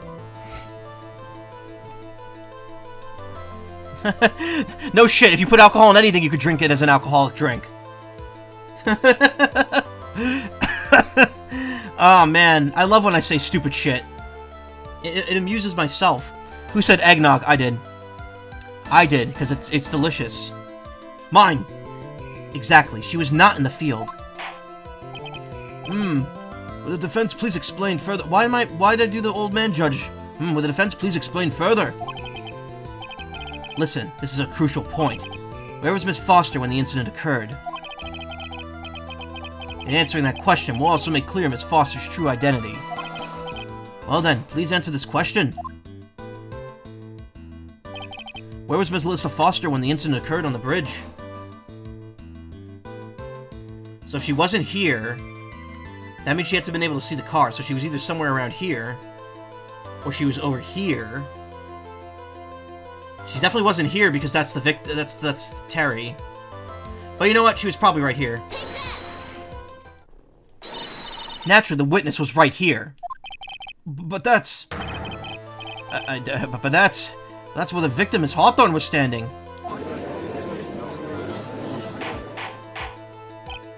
Order, order, order! Miss Fay, what on earth? Your Honor, if I may. After parting with the victim on the bridge, the defendant fled by car. But this would mean that there was no time to put the victim in the trunk. In other words, if someone put the body in that trunk, it could have only been before the defendant met the victim. How asinine. Of course Mr. Falls met with the victim. The only person with the opportunity to have put the victim in the trunk is the same man that killed her, Terry Falls. You still don't understand, do you, Mr. Edgeworth? By the time the witness's photo was taken, the victim was already dead. The person in the photo was not Valerie Hawthorne. What? I've never heard anything more ridiculous in my entire life. Then who exactly is the victim in this photo? It's obvious, isn't it? It's your own witness. What? It's the only possible explanation. I did it again. The woman that Mr. Falls met on the bridge that day was not Valerie Hawthorne. It was you, Melissa Foster. Me? Let's remember that it was raining and foggy on the mountain that day. Mr. Falls himself believed that the woman in front of him was Valerie Hawthorne. But the defendant knew Valerie Hawthorne very well. After all, she was the woman whose testimony helped him get convicted. But since then, my client has spent 5 hard years in a federal penitentiary. He couldn't remember exactly what she looked like anymore. You're just making this up as you go along. Where's your proof? I see what you're saying there, Karma. Got it all right here. This piece of evidence will blow this case wide open. At the time of the incident, Mr. Falls had forgotten what Valerie Hawthorne looked like. Wear white scarf for identification.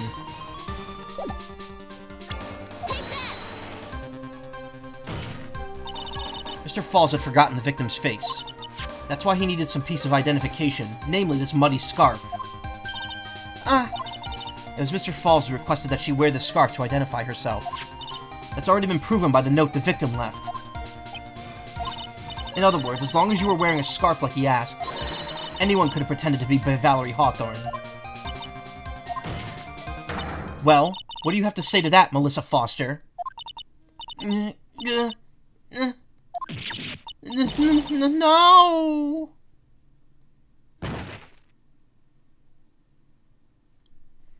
She collapsed.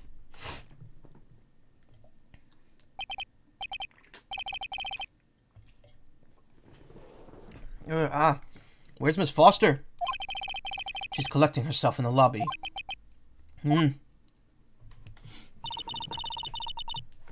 It's obvious that Melissa Foster did it. She perjured so hard she fell, yeah. She hid the body in the trunk and disguised herself as the victim. She set up the camera to snap a fake photo of them together. The only question is, why did she do it? Well, isn't that obvious? She's the real culprit. Ha! Well, we'll have to wait for Miss Foster to compose herself before we start again. Until then, this court is in recess. The defense and the prosecution are both to have their weight in their respective lobbies. Yes, Your Honor. Understood. Very well. This court is in recess. Time to go to the cafeteria and get ourselves a, hamburger.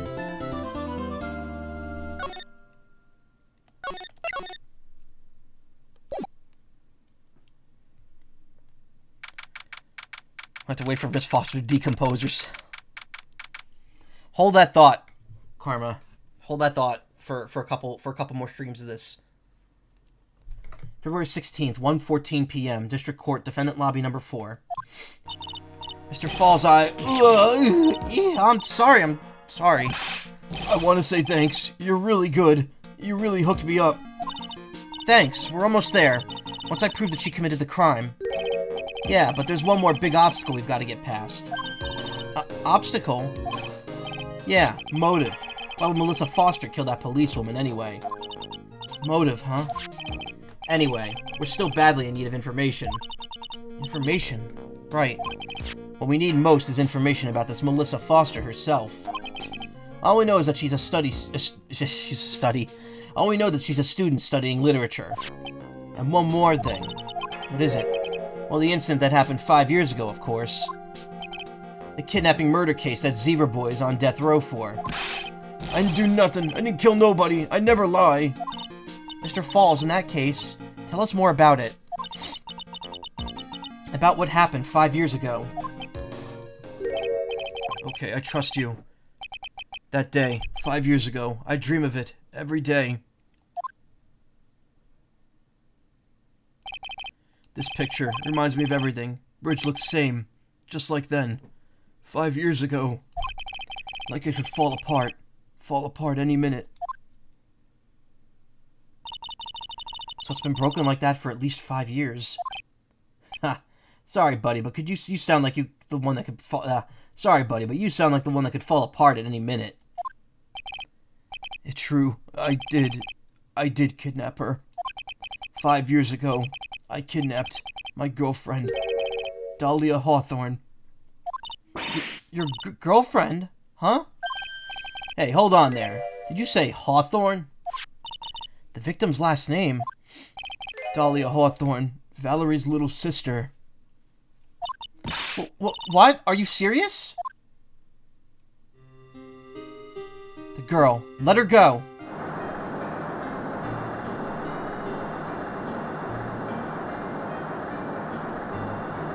This music's really good. Shut up. Come closer, and I kill her. Sorry. But you're not going to get the chance.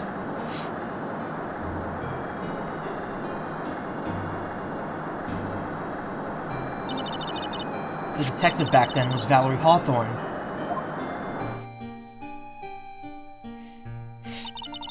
First I thought shooting someone for a kidnapping was crossing the line, but if it was to protect her little sister, I can understand why she did it. Wrong. No protect sister. Valerie betrayed me. Betray us. What do you mean she betrayed you? Everything. All lies. All make-believe. Kidnapping, too. A make-believe kidnapping? Dahlia, my girlfriend, my love, my teen angel. Did he actually just say my teen angel? He's seen one too many soap operas. I do anything she says. Anything Dahlia says. Anything Dahlia says? Hold on a minute. What you're saying is that the kidnapping 5 years ago was planned by... Yeah, me and Dahlia. And Valerie, too. Valerie was in on it? Dahlia's family rich. Jewelry business. We get one jewel. That's what we thought. Me and Dahlia wrote kidnap note. We send to Dad. Her dad. I asked for $2 million diamond. Tell him to make exchange on Dusky Bridge. We tell him Valerie make transfer because she knew detective. Having a police detective in your pocket is a useful thing, alright. In the end, you were planning on splitting the $2 million 3 ways, huh? Yeah, but that woman...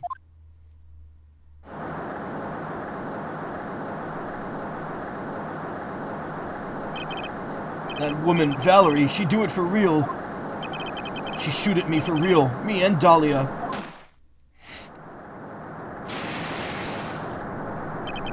I was shot in arm. Dahlia, she jumped in river. Unga bunga. Jump? You don't mean she jumped on purpose, do you? I couldn't do it. I could never push her. Anyway, I blacked out. I waked up with police all over. And that's when they decided to give you the death sentence. I couldn't believe it. That woman, she betrayed me.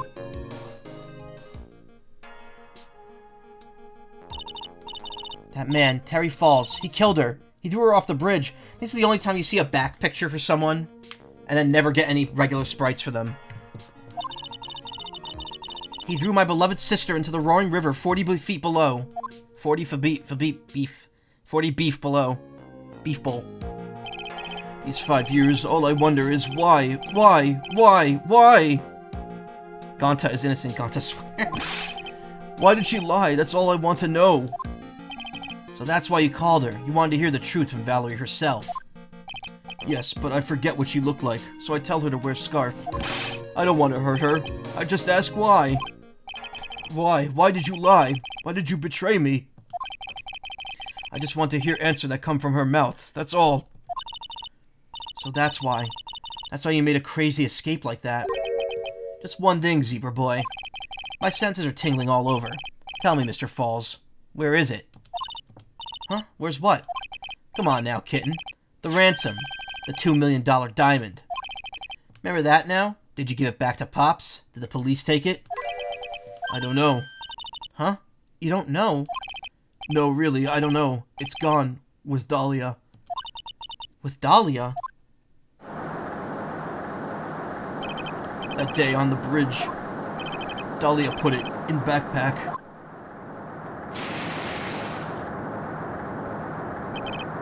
Now gone, with Dahlia. Gone. Forever. Into Eagle River. In other words, she said, peace out, motherfuckers, and took the money for herself.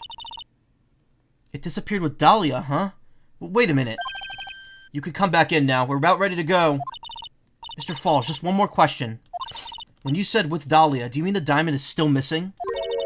Along with the body of Dahlia Hawthorne? Never found her. My sweet Dahlia. They never found her. Swallowed by river. Gone. Dahlia. My teen angel. Your teen angel? How old was she anyway? Just 14. 14? Guess you were robbing cradles before diamonds.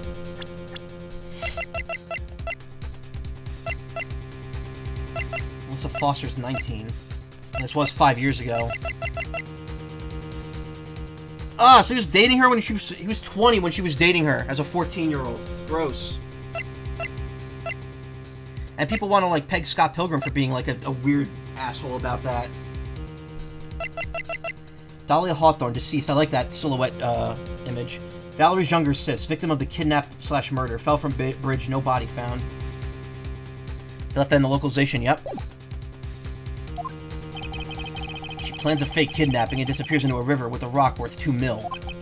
Man, oh man. Angels these days. I mean, to be fair, we can probably assume that Dahlia probably heavily manipulated Terry Falls here.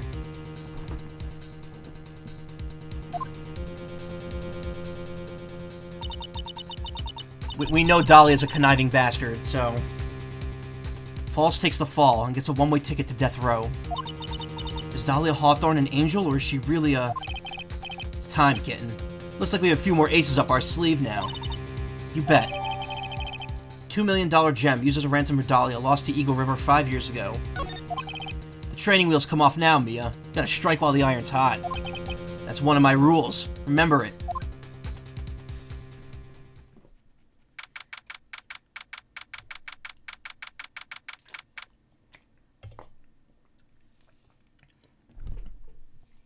Think Diego's got any other shirts that look exactly like that one? February 16th, 1:49 p.m., District Court, Courtroom Number 4.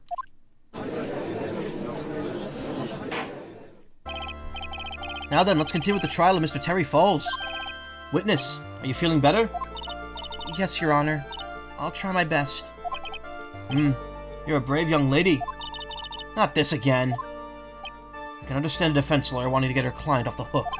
However, to try to pin the crime on an innocent student is... What are you talking about?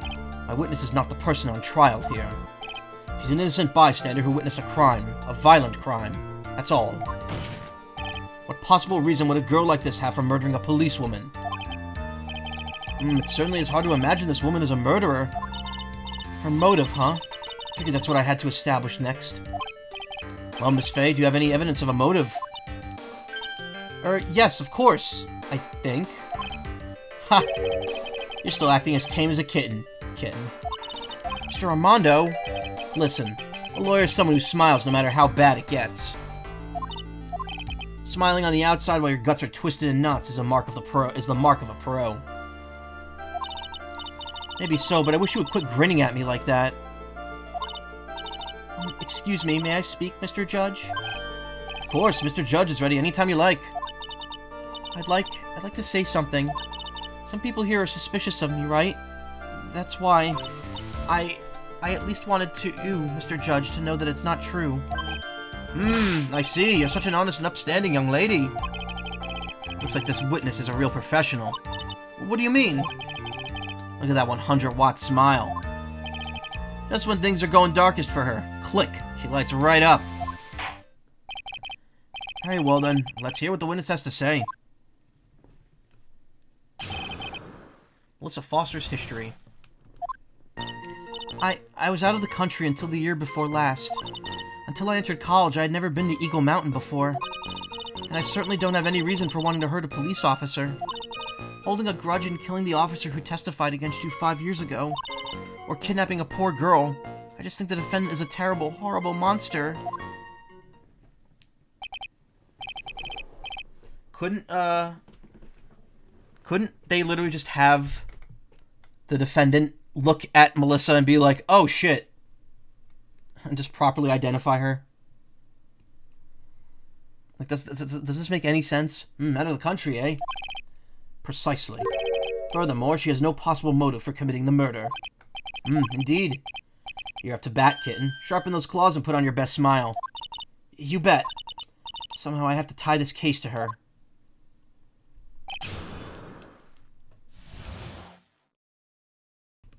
Whew.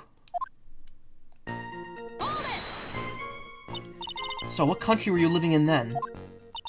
We were all living abroad, but my parents were killed. But after my parents were killed, it was a brutal civil war. She had to try to make her way home alone. I lost everything. I didn't have any personal identification. What kind of sob story is this? What do I do? Should I press her for more details? Witness, answer my question. I'll even repeat it for you. What country were you in? Objection! Your Honor, this line of questioning is childish. What country she was in and how many languages she may speak are irrelevant here. What we're here to evaluate is whether this witness has any connection to this case. I've lived abroad ever since I was a little girl. That's why I could never have known Mr. Falls or Detective Hawthorne.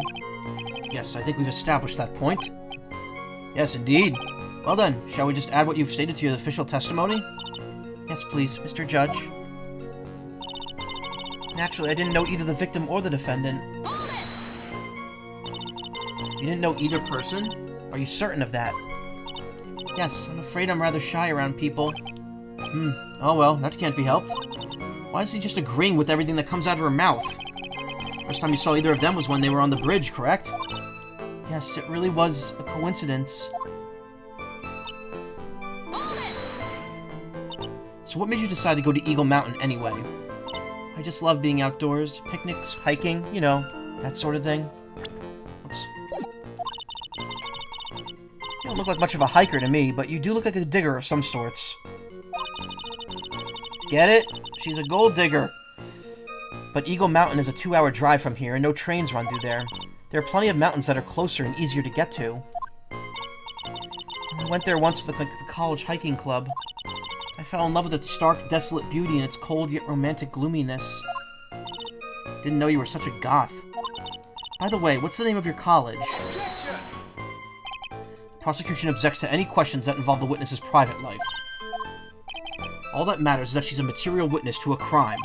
The witness doesn't need to respond to questions that are clearly malicious in intent. She ain't yeah. Thank you. She's really gone too far. Miss Faye, you're treading on thin ice here. Hardly said anything. Talk about sensitive.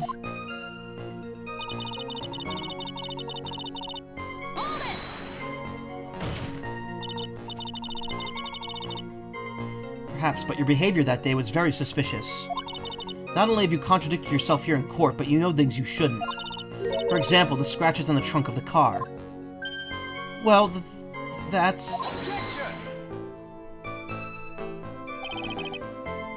Unfortunately, Miss Fay, your last statement proves nothing. Oh, really? And why is that? Witness came to this police station once to identify the suspect. It's entirely possible that at the time, an officer showed her this photo. That seems like a rather serious mistake. Huh, that's the oldest trick in the prosecutor's book. That's not fair. That wicked inmate, I'll never be able to forget that horrible day. Blah, blah, blah, blah, blah, blah, blah, blah, blah. A grudge. Well, the policewoman's testimony was crucial, wasn't it? Crucial in getting the defendant sentenced to death. Yes, and that's precisely why he harbored such deep anger against her. So much anger that he forgot his own guilt. My client has always maintained that he's innocent of those charges. He seems rather forgetful. Your client, I mean. Not only did he forget about what he did, but he forgot the poor policewoman as well. What do you mean by that? Your client, he forgot what the detective looked like, right? It's too bad for her that he didn't forget about her testimony as well. Well, she's kind of right about that. Mr. Falls is kind of forgetful. You said he forgot what the detective looked like. What did you mean by that? Well, he couldn't tell who she was without some kind of identification, right? Quite right. That's why the victim was wearing a scarf as identification. If I'd been wearing a white scarf that day, then he probably would have tried to kill me. That's true. He's clearly a bitter man. This is bad. Mr. Falls' reputation just keeps getting worse and worse. Sometimes it's best not to poke too deep. What should I do with that last statement? Your Honor, what the witness said just now is tremendously important. I'd like it added to the official testimony. The prosecution has no objection. After all, the defendant is a killer and a mentally unbalanced one at that. That testimony only helps to further prove that point. No, that's not why I... Enough. Witness, if you would. My pleasure, Mr. Judge. Guess I'm lucky I wasn't wearing a white scarf. Don't worry about it, Karma. You gotta be cool. You gotta play it cool when you meet people online. Or anywhere. What do you mean by lucky? Oh, it's February now. Everyone's wearing scarves. If I had accidentally worn a white scarf like he said, then you yourself might have been killed. It would have been a terrible loss for this world. Ha! Looks like you pressed too hard this time, kitten. Mr. Armando? Keep looking around, you're gonna lose sight of the finish line. Justice is blind, but she's not deaf. Sometimes you have to know when not to talk.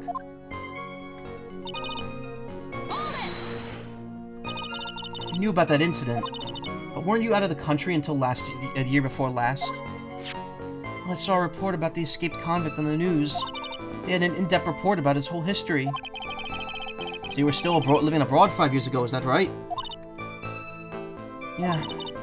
Can't let her get away with these lies. Listen to me, she's neck-deep in this whole thing. Somehow, you're just going to have to get her to show the court her true self.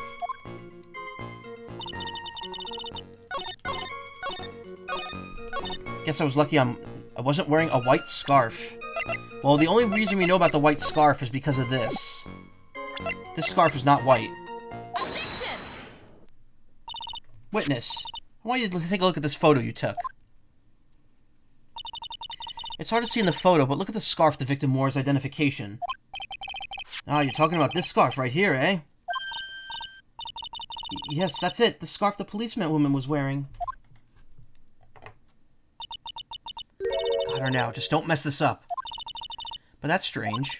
In your testimony, you stated the following. I guess I'm lucky I wasn't wearing a white scarf. White? This is the scarf you identified as belonging to the victim. But it certainly doesn't look white to me. Oh!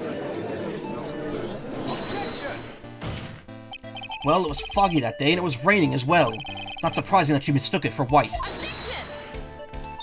Sorry, but not this time. The witness just confirmed that this was the victim's scarf. Yes, but what's the significance? It's true the scarf doesn't look white, but there's only one explanation for this mix-up. The reason why the witness thought the scarf was white is... Talk to Dahlia. Tell her this time the whole truth must come out. Witness, Have you ever seen this note? Note? No, or no, never. It's top secret evidence. There's no reason you would have. I wonder about that. What do you mean? This note shows Mr. Falls' instructions to the victim regarding their meeting. It says, wear white scarf for identification. White scarf? Ah! Witness, you knew what this note said. And it's because you knew that you slipped up and mistakenly said white scarf. Well, Miss Foster? No! Wow, your suit is loud. In the anime, it's like the same voice for both judges, I think. Wow, your suit is loud. Order, order, order! Mr. Edgeworth, I'm waiting for an explanation. I'm quite sure this note wasn't leaked to the public. And yet, the witness knew exactly what the note said. At the time of the murder, the number of people that knew were quite limited. Terry Falls is one. The person who wrote the note, Valerie Hawthorne, is another. And finally, one more person. Did you say one more person? That's right, a person that no one would have suspected. Have you figured it out, kitten?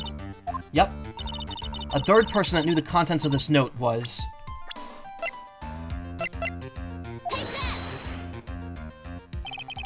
Hang on there, kitten. What is it, Mr. Armando? Here, made some special cafe con leche for you. Put in plenty of sugar. Oh, I fucked it up. Drink it up before it gets cold. Don't be shy. Why are you doing this? Your brain needs stimulation. Drink some of this and then think it over again. Listen, keep messing up like that and you're going to get the judge mad. Miss Faye, don't just stand there casually drinking coffee. Oops, I think it's too late. But, Your Honor, there is one more person. There's a person besides Mr. Falls and the victim that knew what the note said.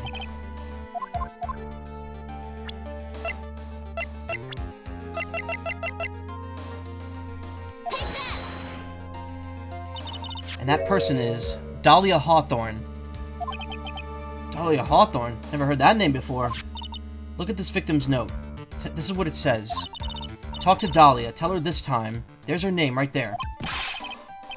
Oh, what's this? So who is this person? This Dahlia Hawthorne. Miss Faye must be desperate if she's trying to bring the dead back to life.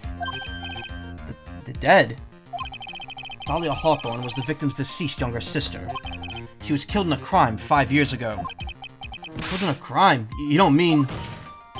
Yes, she was actually kidnapped and killed by Terry Falls.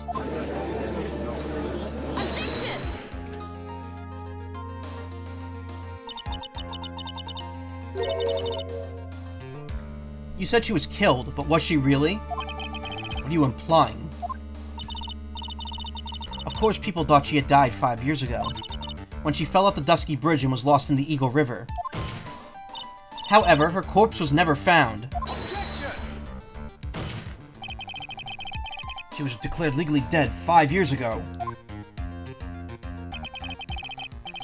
As for the law is concerned, Dahlia Hawthorne is officially dead.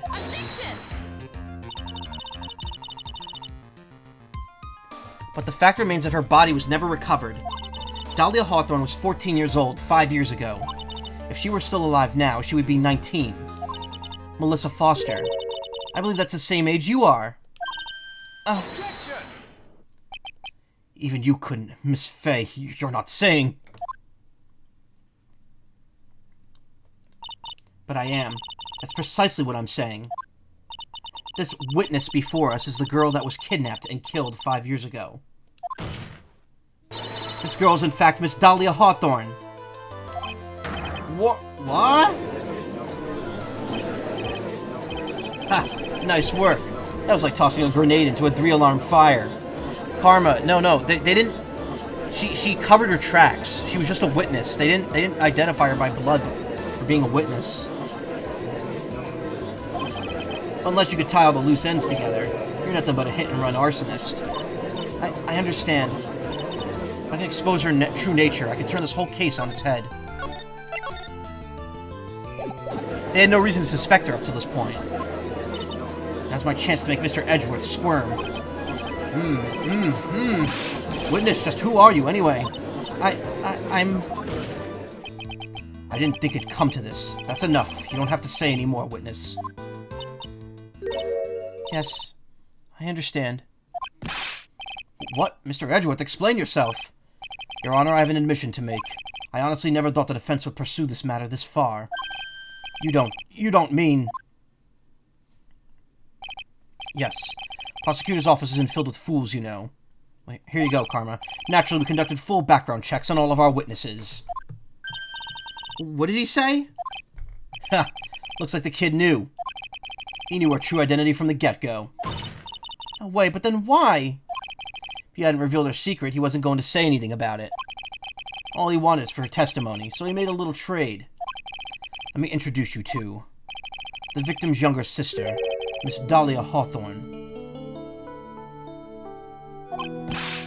But I thought she died 5 years ago. We all thought so as well. But, well, as you could see... Why? Why'd she hide her identity for 5 years? That has nothing to do with the current case. She was merely an accidental witness to a crime. Accidental? I don't believe that for a minute. For the last 5 years, she's been playing the role of a victim. And now we find her acting suspiciously at the scene of another murder. Murder? Really, Miss Fay, I must say your strategy here is painfully obvious. You're trying to pin your client's crimes on an innocent witness in order to win. At any cost. How dare you? Please let us take a moment to think. 5 years ago, this girl was kidnapped and nearly killed. But even worse than that, 5 years later, Dahlia Hawthorne was something much more precious. Her older sister. This Fay must be insane to even suggest that she murdered her. What?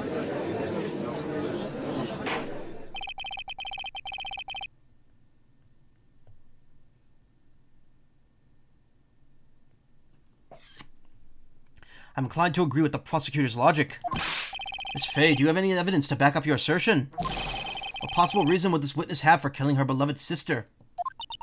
Well, you see... I thought I was winning, but somehow he's turned it around on me. Ha! I think you need a little push in the right direction, kitten. The defense is prepared to present evidence supporting our claim.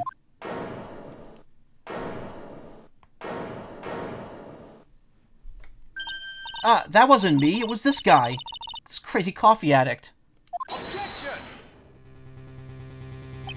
I think we've heard enough of empty threats from you, old man. Ha! What makes you think they're empty, boy? Because your protege looks like she's sweating bullets. Ah, I am sweating bullets. You think you're in a tough spot, huh? Of course, aren't I? No. You've just arrived at the moment of truth, that's all. Whether you win or lose, that's up to you. Up to me? The rushness of youth, how charming. It's coming from someone younger than me. Now then, let's not waste any more time. Miss Fay? What motive would this witness have for murdering her own sister, Valerie Hawthorne?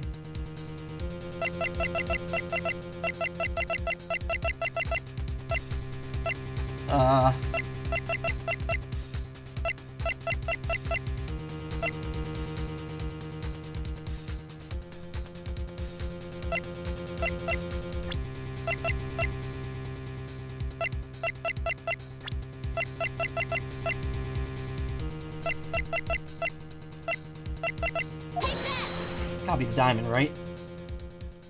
Fuck! Just spent some time organizing my Pokemon box. I didn't realize a whole hour passed while I was doing that. Oops. I've done stuff like that before. What is this, some idea of the defense's idea of a joke? If so, I certainly don't get the punchline. Well, Miss Fay? Oh, that was the rashness of youth. The rashness of youth? And what is your point in furthering such a stereotype? Great. I gotta fucking start from the save file.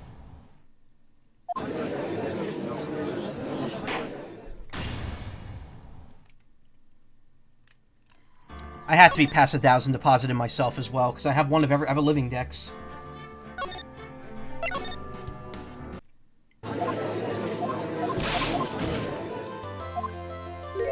Alright, unfortunately, because of how outdated this game is with its save stuff, we have to keep doing this.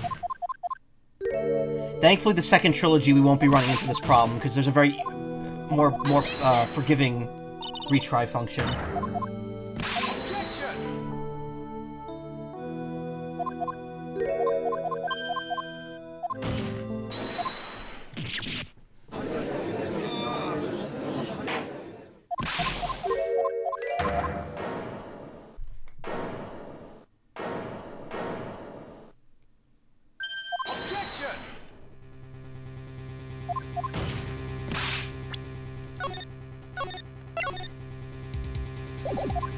Still better than the GBA version. GBA version, you couldn't save anywhere. Wish I could easily organize my box in a Pokédex order for living dex reason, but at least I like how they have them categorized now. I do that. What I do is I always make boxes: Kanto 1, 2, 3, Johto 1, 2. I do it for every region, and then just drop the Pokemon in there as I go along. I haven't done that for Gen 9 yet, but I have deposited all the Pokemon that I had into it. I still have to finish the decks. I was doing the challenges, too, in Pokemon Home, and I just stopped. So I was like, oh, it's too much of a pain. What motive would this witness have for murdering her own sister, Valerie? Oh, the whole truth must come out. It's gotta be the note. The story starts after Terry Falls escaped. He called Valerie and told her he wanted to meet. This is the note she left. It says, talk to Dahlia. Tell her this time the whole truth must come out. Valerie Hawthorne gave Dahlia a warning. She told her she was going to reveal the whole truth to the world. The whole truth, eh? There was a dangerously important secret between Valerie and Dahlia. That's the reason Dahlia felt she had to kill Valerie. To keep her mouth shut permanently. A terrific story, Miss Faye, if you like fiction, that is. Enlighten the court, Miss Faye. What was the secret that was so important? Where's your evidence? Dahlia and Valerie Hawthorne, and Terry Falls. There's only one important secret that connects them all. Oh yes, I know the secret. Your Honor, the defense would like to request further testimony. What testimony? Regarding the kidnapping 5 years ago. We believe it will explain a lot of things. Such as the nature of how the important secret between the Hawthorne sisters. Very well, I'll grant your request for further testimony. I know it'll be painful for you, but can you enlighten us once more, my little maple leaf? Yes, I'll try, Mr. Judge. They still list her as Melissa Foster? Yeah, they do. They don't. They still list the outdated profiles here. Putting on the old charm one more time, Dahlia. This will be the last time you hide behind your womanly wiles. Feminine wiles. You've organized all your notable Pokemon in the last 3 pages of boxes, and the first couple pages are a mess of whatever. What I do is I didn't do it this gen specifically, but what I usually do is I always make my first box a sorting box. So that way I could just sort them later as I catch them. I did that in all the older gens. I didn't do that in Gen 9, though, oddly enough. But, like, if you look at my boxes when I play Pokemon tonight, you'll notice that I have the Paldea boxes, and then I have the Kitakami boxes and the Blueberry boxes. 5 years ago. 5 years ago, I was kidnapped by Mr. Falls. The ransom price was a raw diamond. My sister, Valerie, brought it to the bridge. After she made the exchange, she shot Mr. Falls in the arm.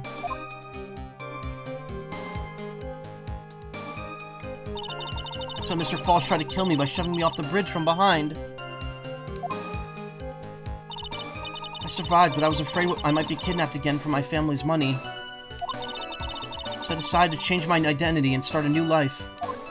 I'll show you what my home is organized like, because I'm going to be playing Pokemon next anyway. Stick around, you'll see it at the, before I start. Kidnapping left her emotionally scarred. With the sister's help, she left the Hawthorne family and started all over again. Or to believe after all that she murdered her sister? Preposterous. Thank you, Mr. Edgeworth. Miss Faye? Yes, Your Honor. As you've heard, the witness is still traumatized from the kidnapping. I'll ask you again to be extremely gentle in your cross-examination. Mr. Edgeworth got the jump on me again. Ha! If we're not allowed to fight, then let's twist some arms. Listen up. We still got that info. That ace up our sleeve. What info? Come on, kitten, don't say you've forgotten already. The fact that the kidnapping 5 years ago was staged. That's right, it was a fake kidnapping. Terry Falls told us that in the lobby.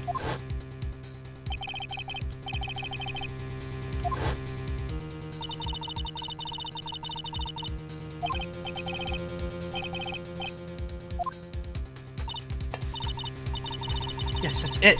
The fake kidnapping is your best shot, Mia. That's her secret. Dolly's secret, Dolly's secret, Dolly's secret. Did you and Mr. Falls have a relationship? Yes, as a tutor. You were tutoring him, Mr. Falls? No, of course not. Don't be ridiculous. Mr. Falls came to the house to tutor me. That makes sense. 5 years ago, she was only 14.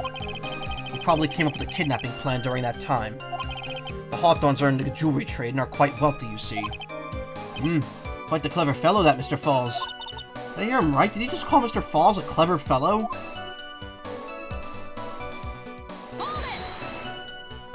I heard the diamond is valued in the neighborhood of $2 million. $2 million? It was still uncut, so it was about the size of a pint of milk. $2 million pint of milk. I don't know what to think about that. The defendant demanded that her sister, Valerie, make the exchange. Not as a detective, of course, but as an individual. By the way, I want to ask you, Mr. Edgeworth, why do you think he wanted to make the exchange up there on the mountain? If he ever got surrounded, it would be hard to escape. There's one thing a kidnapper wants to prevent, and that's police involvement. In a place like that, it would be easy to tell if he was being followed. With only one entrance to the mountain, he was ensuring his safety. What a wickedly clever man that Mr. Falls is. Yeah, right. It was all your plan. Anyway, Valerie brought the diamond to the mountain, and after she made the exchange, she shot Mr. Falls in the arm. That was a dangerous thing to do, considering you were being held hostage. Yes, but actually, that saved my life. What do you mean? You see, Mr. Falls was holding a knife in his right hand. Somehow, I just knew he was going to use it. I knew he was going to use that knife to kill me. That's why my sister shot him. It was to save me.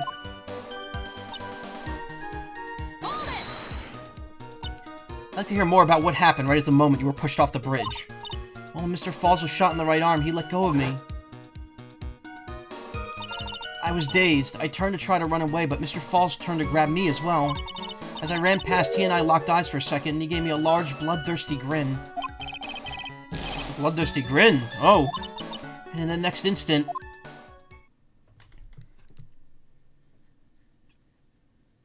yeah, this is all horse shit. Don't worry. We're gonna prove it's wrong.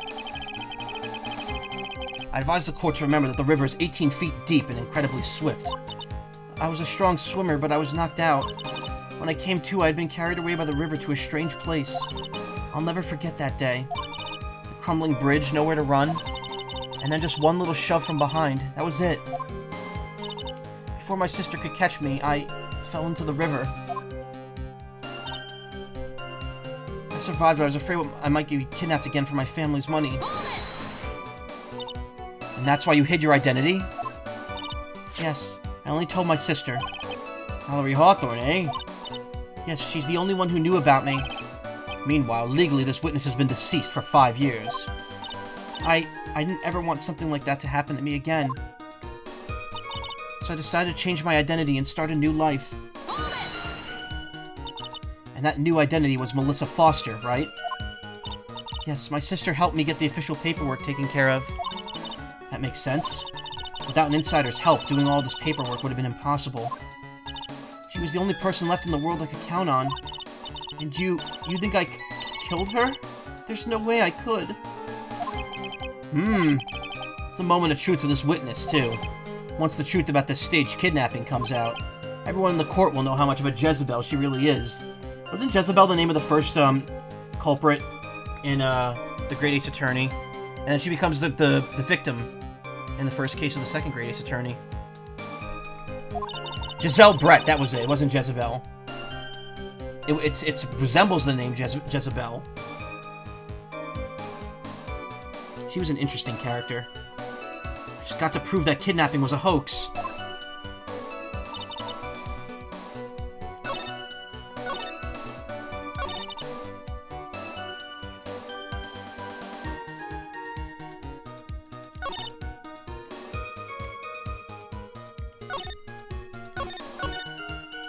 Yeah, her breakdown was really good. Were you watching me when I played that, or did you watch someone else play it? Because I think that was before I met you. I don't know. Can't remember. Oh, you watched me play it, okay. Oh, right! Because you were there in the second case when you were talking about Susato. When the Susato was sus. I don't know what to present here.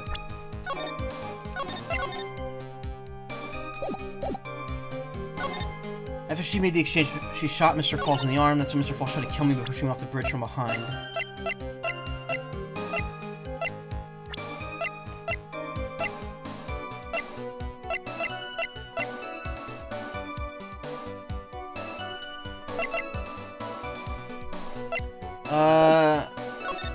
I don't know where I'm actually supposed to present something here.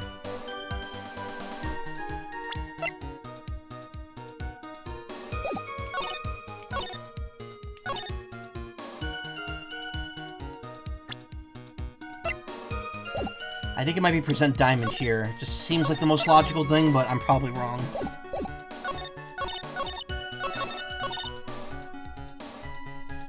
If it was staged, you wouldn't be afraid of anything. Nah, I was wrong.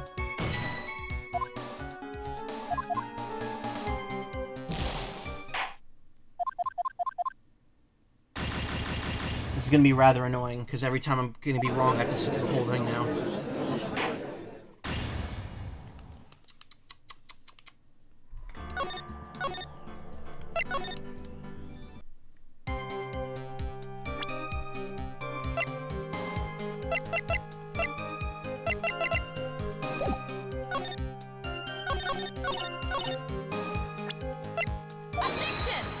No, that wasn't it either. Oh, I can pause during this. Okay. I can only not pause whenever the judge is speaking. Wasn't right either.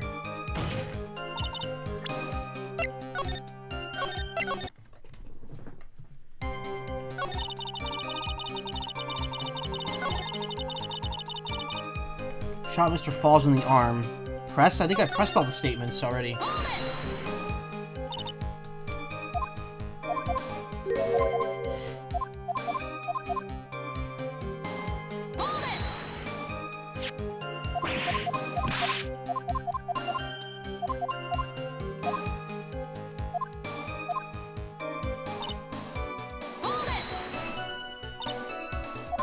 Press, yeah.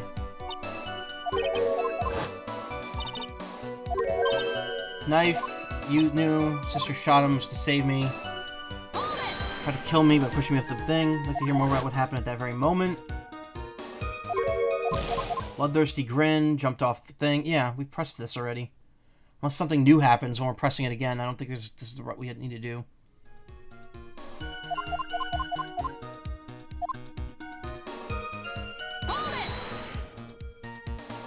That's why you hid your identity. Only told your sister, paperwork. Yeah, Melissa Foster. Alright, yeah, we got everything we're getting out of pressing here. We need to present something somewhere.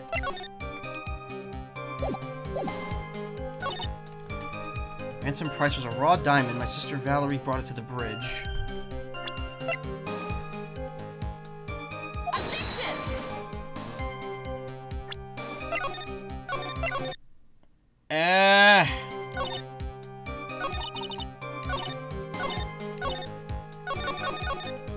Just present my knuckle sandwich.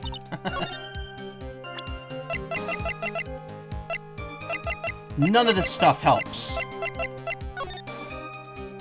Oh, maybe, well, maybe the note.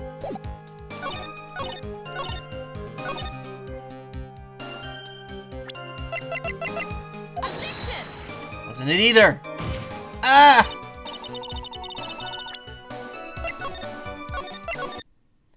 It's got, I think it's got to be a profile.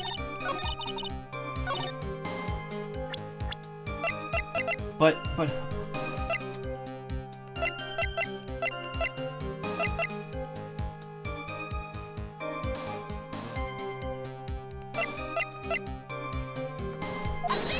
No. I feel like there's no specific thing to present here to prove that was staged. After she made the exchange, she shot Mr. Falls in the arm. That's when Mr. Falls tried to kill me by shoving me off the bridge from behind.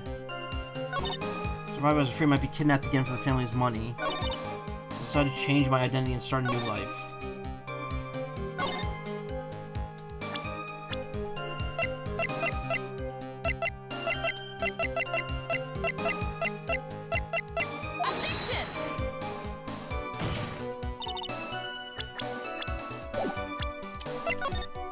I don't know. Why is this one stumping me?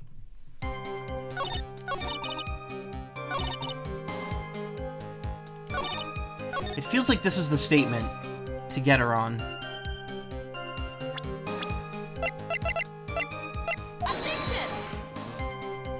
But I don't know with what.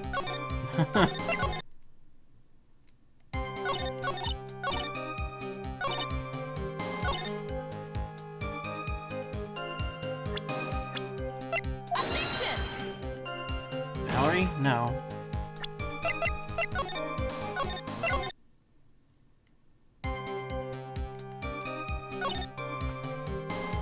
Or with killing intent, yeah. Try to kill me. I think it's the statement, but I don't know what to present. Present.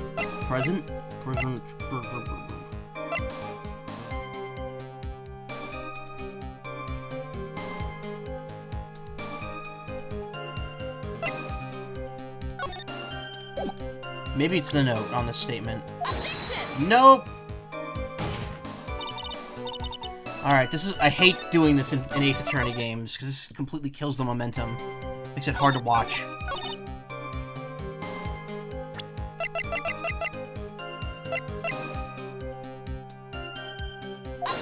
It's not the diamond there, I tried that before. No, I tried that already. I just tried it now and it was wrong, and I tried it back then, it was wrong too. I figured it had to be the diamond as well, but it's not.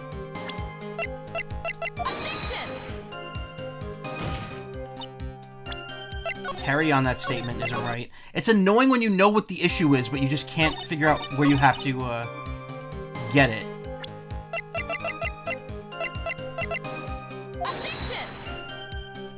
Yeah, I don't know. Cheese it. I mean, the problem is cheesing it takes forever, and that's kind of what I'm doing already. Let's be honest. Maybe it's not the statement. Survivor, I was afraid I might be kidnapped for my family's money again. Decided to change my identity and start a new life. I tried presenting the diamond on every statement. It didn't do anything.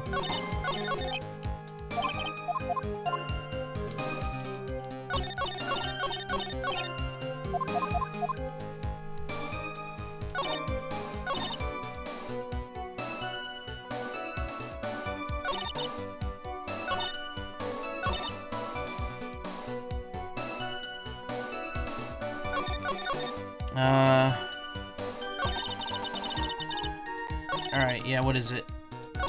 What's the, has to do with what physically happened in the kidnapping. Shot Mr. Falls in the arm. So it's one of these two statements. So it's gotta be this one, then. Shot Mr. Falls in the arm.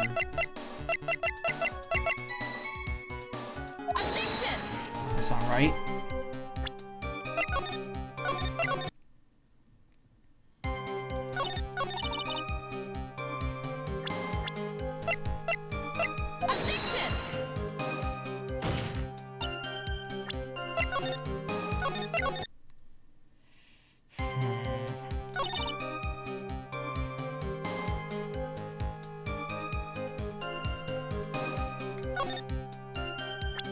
Maybe, wait, no, on the first one. Nope. Shit.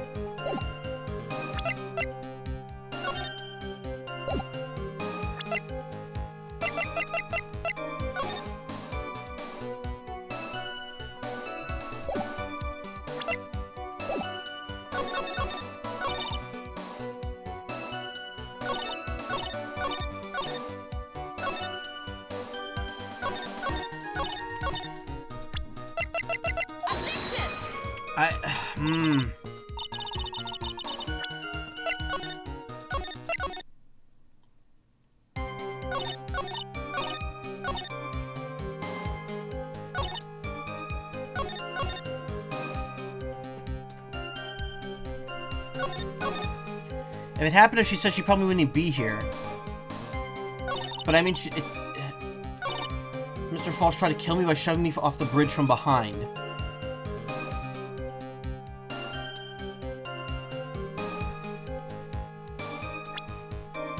Wait, okay.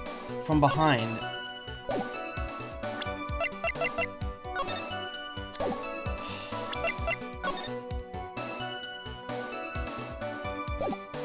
I don't get what they are they implying that she would have gotten pushed into the river? Are they implying she would have fell on the rock instead? Yeah. I don't get that. I don't understand the line of thought here, honestly. This is kind of confusing me. You say that Mr. Falls pushed you into Eagle River. However, that's hard to believe. But it's true. I felt a push on my back. I'm certain of it. It was Mr. Falls. I'm sorry. I guess I wasn't clear enough. I shouldn't have said that's hard to believe. I should have said that's impossible. Impossible? I asked the court to recall the condition of Dusky Bridge now and 5 years ago. That bridge hasn't changed one bit in the last 5 years. If someone had pushed you from behind as you claimed, instead of being carried away by the river, you would have been smashed by the bedrock below. A most certain death.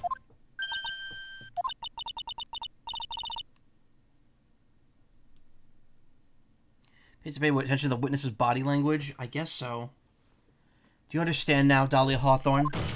The very notion that my client pushed you from behind is impossible. Ah! Your Honor, this event occurred 5 years ago. Why, for all we know, the water level in the river may have been higher back then.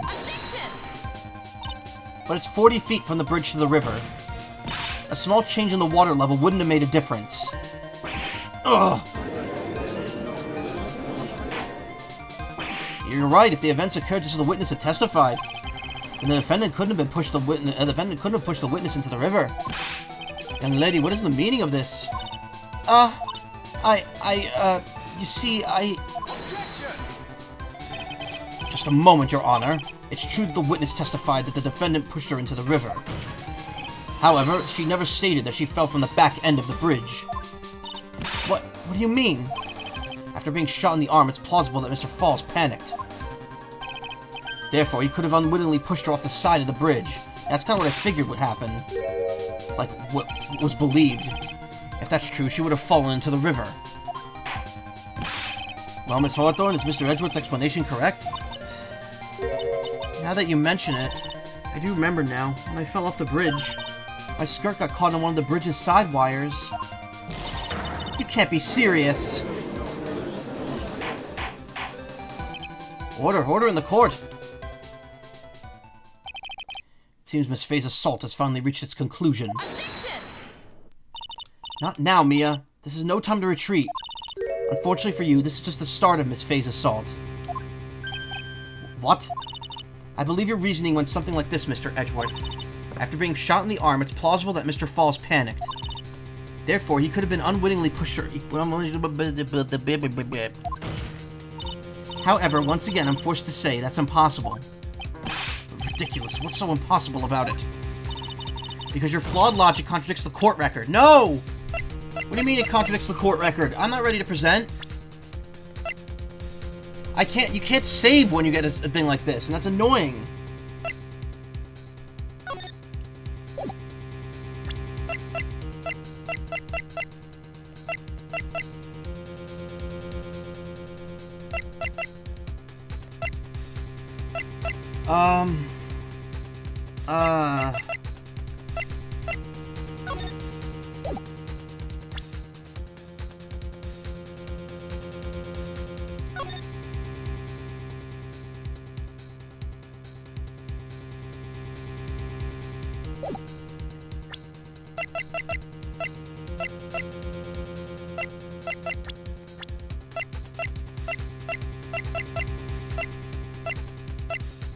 to be the photo, right? It shows how tight the bridge is.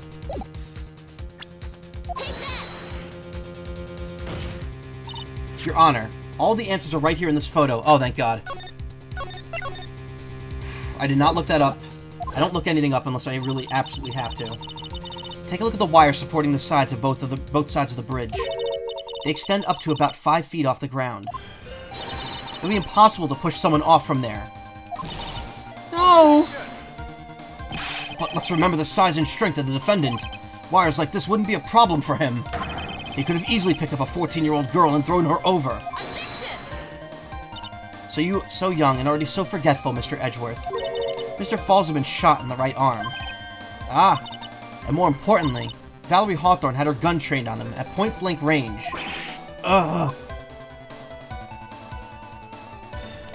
So, Mr. Falls throwing the witness off the bridge? That's clearly impossible. Ugh. Order! What is the meaning of this? Dahlia Hawthorne, you jumped into Eagle River intentionally. What? What is this? Why was there a tiger noise just there? Indeed, what do you mean by such a ridiculous remark? Yes, it's ridiculous. My sister was there to help me. She had her gun and handcuffs. She could have saved me. Jumping into a raging river like that? That would have been suicide. Perhaps, but still, that's exactly what you did. You were probably confident that you could handle the swift current. But even more so, the witness had a much more compelling reason to jump into that river. I know what it is, but I'm going to save for safety's sake anyway. Oh, then what was it? What is so important that she'd want to jump into the river? The witness is still alive. This fact alone explains everything. This is why she risked her life by jumping into the rapids of Eagle River. 5 years ago, something else disappeared with Dahlia that day. The item that Valerie brought up the mountain with her, the $2 million diamond. Ugh! No, it can't be. Yes, Dahlia had it all planned from the very beginning. The $2 million. She was going to keep it all for herself. She forced Mr. Falls to help her fake the kidnapping.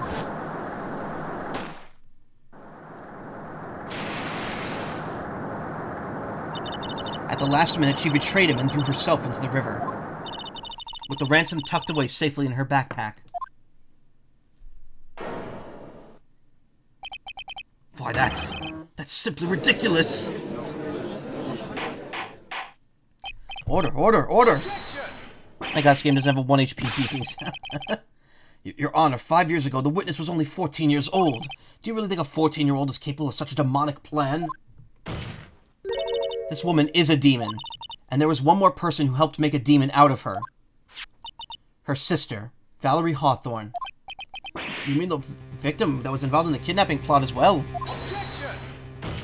But she was a detective then. You're saying she participated in her sister's kidnapping? Precisely. I'm sure that it weighed heavily on her conscience for the past 5 years. This is the sole reason behind the victim's murder. What do you mean by that? On the day of the murder, after receiving the phone call from Mr. Falls, Valerie called her sister Dahlia, and then she told her what she was planning to do. Planning to do? She was going to tell the whole truth, as she wrote in her note. That is what sealed Valerie Hawthorne's fate. That is when you hatched your demonic plan to kill 2 birds with 1 stone. A plan that would ensure neither of your accomplices to the kidnapping would talk. And that is why you killed your sister, Valerie Hawthorne.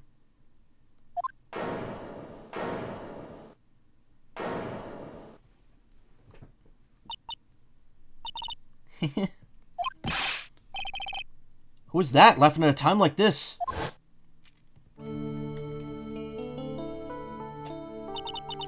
Forgive me, it's just hilarious. Witness? Is that you? You amuse me, woman. Miss Mia Fey.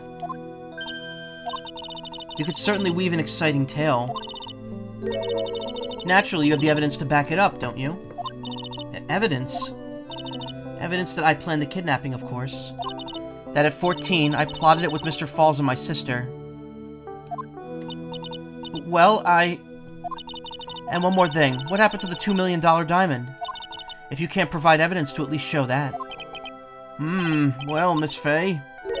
I don't know. What a joke. You, Miss Faye. Are you stupid or something? Why would she say that? Is she stupid? How can I prove a fake kidnapping that happened 5 years ago? I don't even have decisive proof of Valerie Hawthorne's murder. Well, it seems that we've come to the end. To be honest, the witness's behavior does raise certain suspicions. However, I'm forced to reject the assertions made by the defense. Eh? Of course you are. Is this it? Is it really over? That girl's made a fool of me and there's nothing I could do about it. Huh. Without evidence, the trial's over. Who decided that? Mr. Armando? Come on now, kitten. Haven't you figured out that you can make your own rules? Yeah, I'm sure the judge would love to hear that. For example, even if there's no evidence, there's still testimony. Testimony. On the day in question, her sister, Dahlia Hawthorne murdered her sister, Valerie Hawthorne. She hid her body in the trunk of Mr. Falls' stolen car and then went to meet with them. Disguised as her sister, Valerie Hawthorne. That's what you think, right? Yes, that's right. In that case, there's only one answer, right? There's only one person left who could testify about Valerie Hawthorne's murder. Since there's no proof, there's only one thing left to do. Who's the one person who could testify to that demon woman's crimes? Your Honor, the defense wishes to call a new witness. A new witness? Yes, we would like to hear for the testimony of Terry Falls himself. The defendant? There's only one person that could shed any further light on the situation. Only one person that knows what Dahlia's role in the kidnapping was. Only one person that could say whether the person in the photo was Valerie Hawthorne, or whether it was in fact her younger sister Dahlia disguised as her. There's only one person who could solve this riddle once and for all. And that person is Terry Falls. Well, Mr. Edgeworth, what is your take on this? Why not? The prosecution has no objection. Very well. Bailiff, bring the defendant to the witness stand. This is my last chance, Mr. Falls. My last chance to establish Dahlia's guilt. You're all I have left.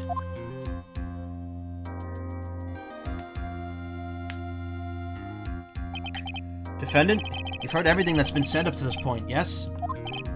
I don't believe it. No way. Dahlia died 5 years ago. Valerie betrayed me. Mr. Falls, I don't know what she said to you 5 years ago, but one thing is clear. Dahlia is very much alive, and you were used for $2 million. That's not true. Mr. Falls, there's only one question I want the answer to. 2 days ago on Dusky Bridge, who did you meet? Was it Valerie Hawthorne or was it Dahlia Hawthorne? Dahlia, did you betray me? 5 years ago she promised never ever betray each other. Terry. Dahlia, it's true. You are alive. You don't trust me anymore? That makes me sad. Tell the truth, the real truth. I believed in you. I shouldn't need to say it. You should already know. But there is one thing I will say. My life is in your hands right now, Terry. Dahlia.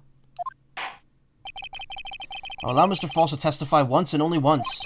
Well then, Mr. Falls, yours will be the final testimony in this trial. Witness? Ugh! Yeah, I'm sorry, I apologize. Yeah, you manipulative poisonous snake, exactly.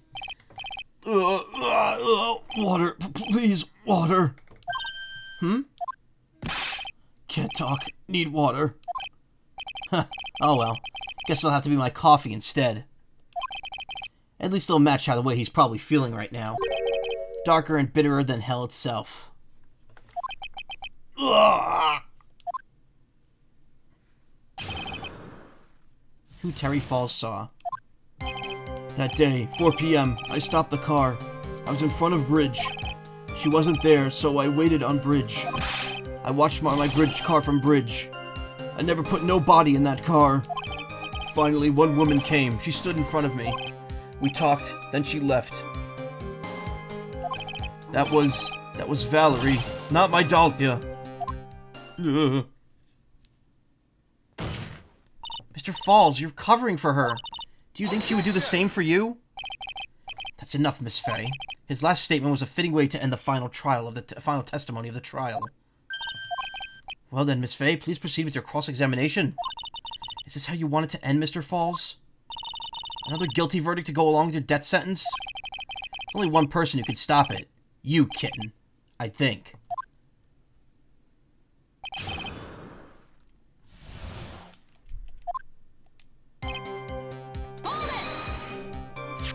According to the note, the meeting was supposed to take place at 4:30. You certainly arrived early, didn't you?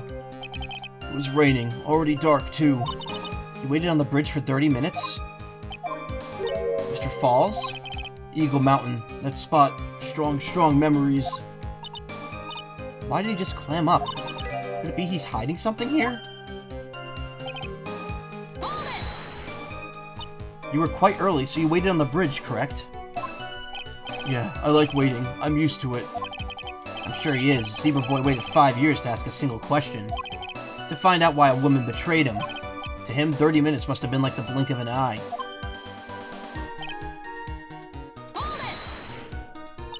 You were watching the car? That bridge, other side is broken. Nobody can come from there. So, I was watching car.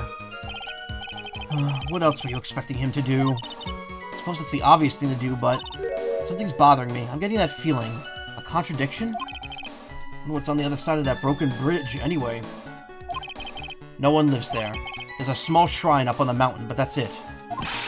Anyway, nobody came. No car. Nothing. Finally, one woman came. She stood in front of me.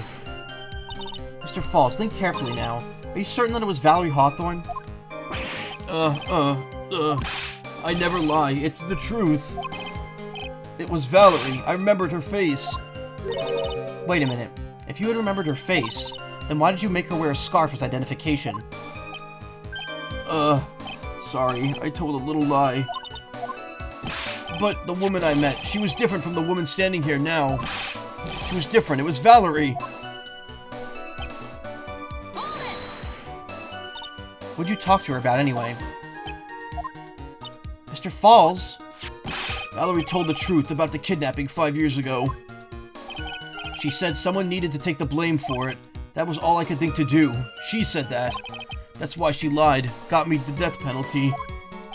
And were you satisfied with the answer, witness? Dahlia died. It was all my fault. But I don't really remember. Maybe I did. Maybe I did push her in. It don't matter no more. Either way, my Dahlia, my sweet teen angel, dead. But you just saw that she isn't dead. After Valerie talked to me on bridge, nothing left to live for. How could you be so sure? It was raining at the time and sunset that day was at 5 o'clock. It would have already been pretty dark on that mountain at 4:30. Please, Mr. Falls, this is your last chance. You've already taken the fall once for something you didn't do. That woman. It wasn't Dahlia. Stop right there. What more needs to be said? Even if it means the death penalty. Even if it means taking the blame for murder. You still do whatever's necessary to protect her, won't you, Mr. Falls? I know it's obvious, but he's clearly lying. He's been cursed by Dahlia Hawthorne. He'll probably go to his grave still believing in her. Mr. Falls, even if you can show he's lying, the poor guy will still be cursed. You'll still have to point out the contradiction anyway. That's the curse of being a defense lawyer, I guess.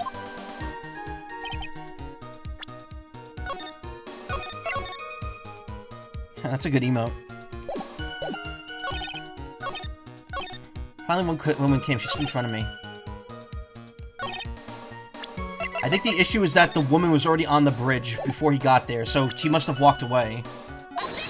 There we go. So when you got to the bridge, no one had arrived, huh? So you waited on that bridge. You're sure of it? Yeah, I'm sure. You're sure, huh? Well then, I'm sure too, Mr. Falls. I'm sure that you're lying. Oh,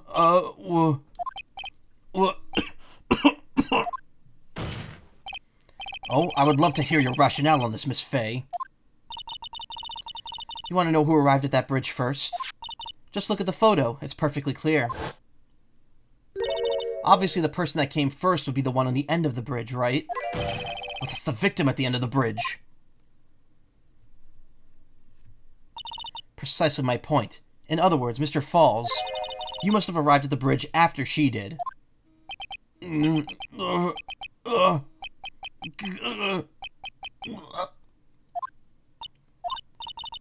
Mr. Falls, please don't get so worked up. We just want the truth. I got there around 4 o'clock. It's true. I had somewhere to go. A special place. Did you go to the special place before you went to the bridge? Yeah, it's an old temple about 15 minutes from the bridge. 5 years ago, me and Dahlia, we promised each other. We swore we wouldn't betray each other. She brought a memento to represent our love. A memento? 5 years ago, I hid it under the base of the tree there. It's a special memory for me. This is it. This is what I went to get. This little bottle on the necklace is a memento. It's quite charming, but it looks empty. Your Honor, you heard what my client just said. He arrived at the scene at 4 o'clock, but he then left his car unattended and walked away. He was gone for approximately 30 minutes. Ugh. With that much time, Dahlia Hawthorne could have easily hidden the body in the trunk of his car. No! Indeed, there certainly was enough time for it. I've still got a chance. Mr. Falls, there's no mistaking it. Huh? Mr. Falls?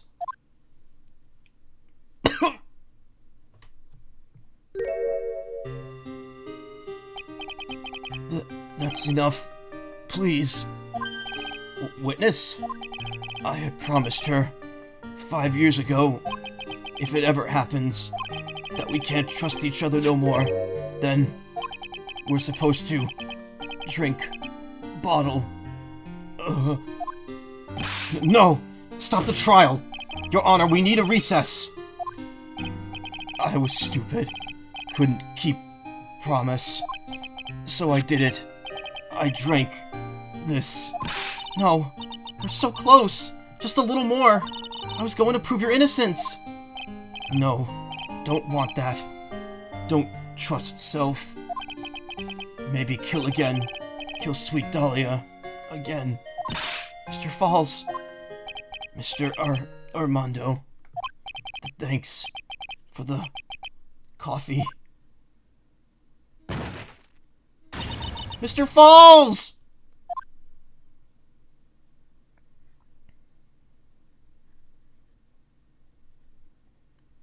Yeah, heavy shit. Like I said, heavy shit. And so my first trial ended, suddenly, and tragically. It ended with no winners, only losers. I ended up with a wound that cut so deep into my soul I thought it'd never heal. I'm sure it was the same for the young prosecutor as well.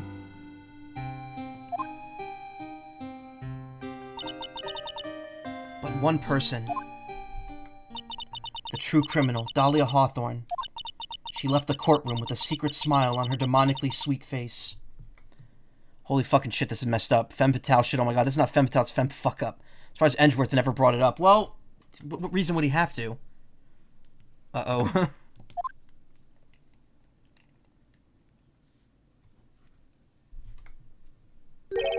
Unforgivable. That witch. Mr. Armando, you were so close to the truth. It was right there in front of us. You were just a little too soft, kitten. It's my fault. It's all my fault that Mr. Falls killed himself. Don't cry, kitten. You're going to make my coffee all salty. I I knew it. I knew I wasn't cut out for this. Mia. Don't you get it? You can't cry yet.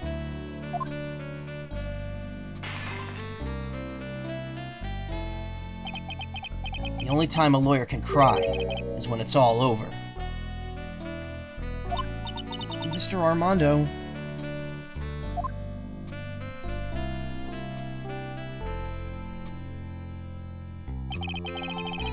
No matter how tough the case, no matter how bitter the memories, they always fade over time, and you file them away and eventually forget them. Just awesome. It's no wonder Maya was a suspect in Ace Attorney 1. Edgeworth has seen someone kill their sister before. Yeah.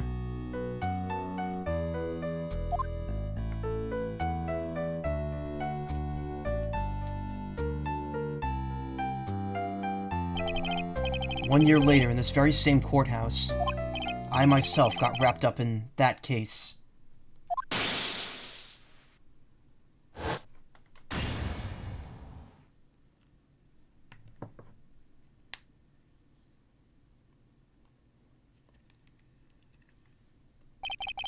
Only after that did Dahlia Hawthorne get put on trial for her crimes.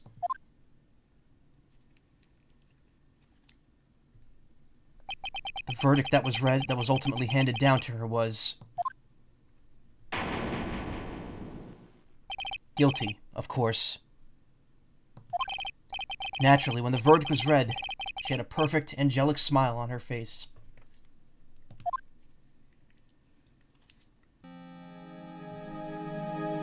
Turn on the lights? He can't. He's in the hospital. You don't control your own lights in the hospital.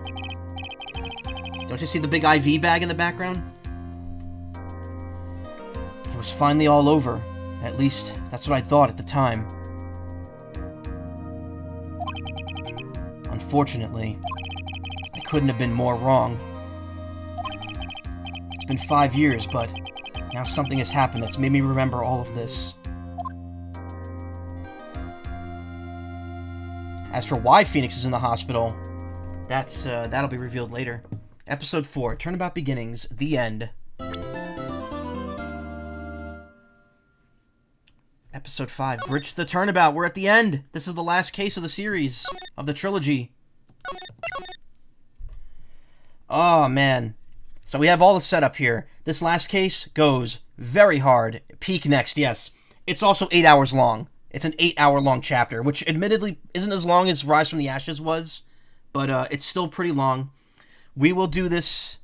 We're halfway there now. We'll do this next week. Next week, I'm gonna probably devote myself to finishing this, because I really want to get it done. But this is like absolute peak. This is probably the best case in the entire series. But I figured I'd just do 4 tonight, since we could get it done in one segment. So I'm gonna, yeah, that's gonna be it for that. I won't make you. No, yeah, I will. I'm going to put the effort in to get it done next week. It's gonna take like 3 or 4 streams to finish it. Let's Suika. I really want to get to Pokemon. You know what though? We got what, an hour and a half before I have to stop. It's called a shiny. Named it Terry. Haha. What's a shiny what? Anyway, let's catch more shinies. Yeah. Tyrogue. Oh, nice. All right, save this one more time.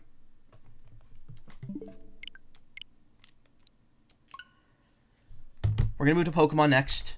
And I'll be back with more Ace Attorney next week.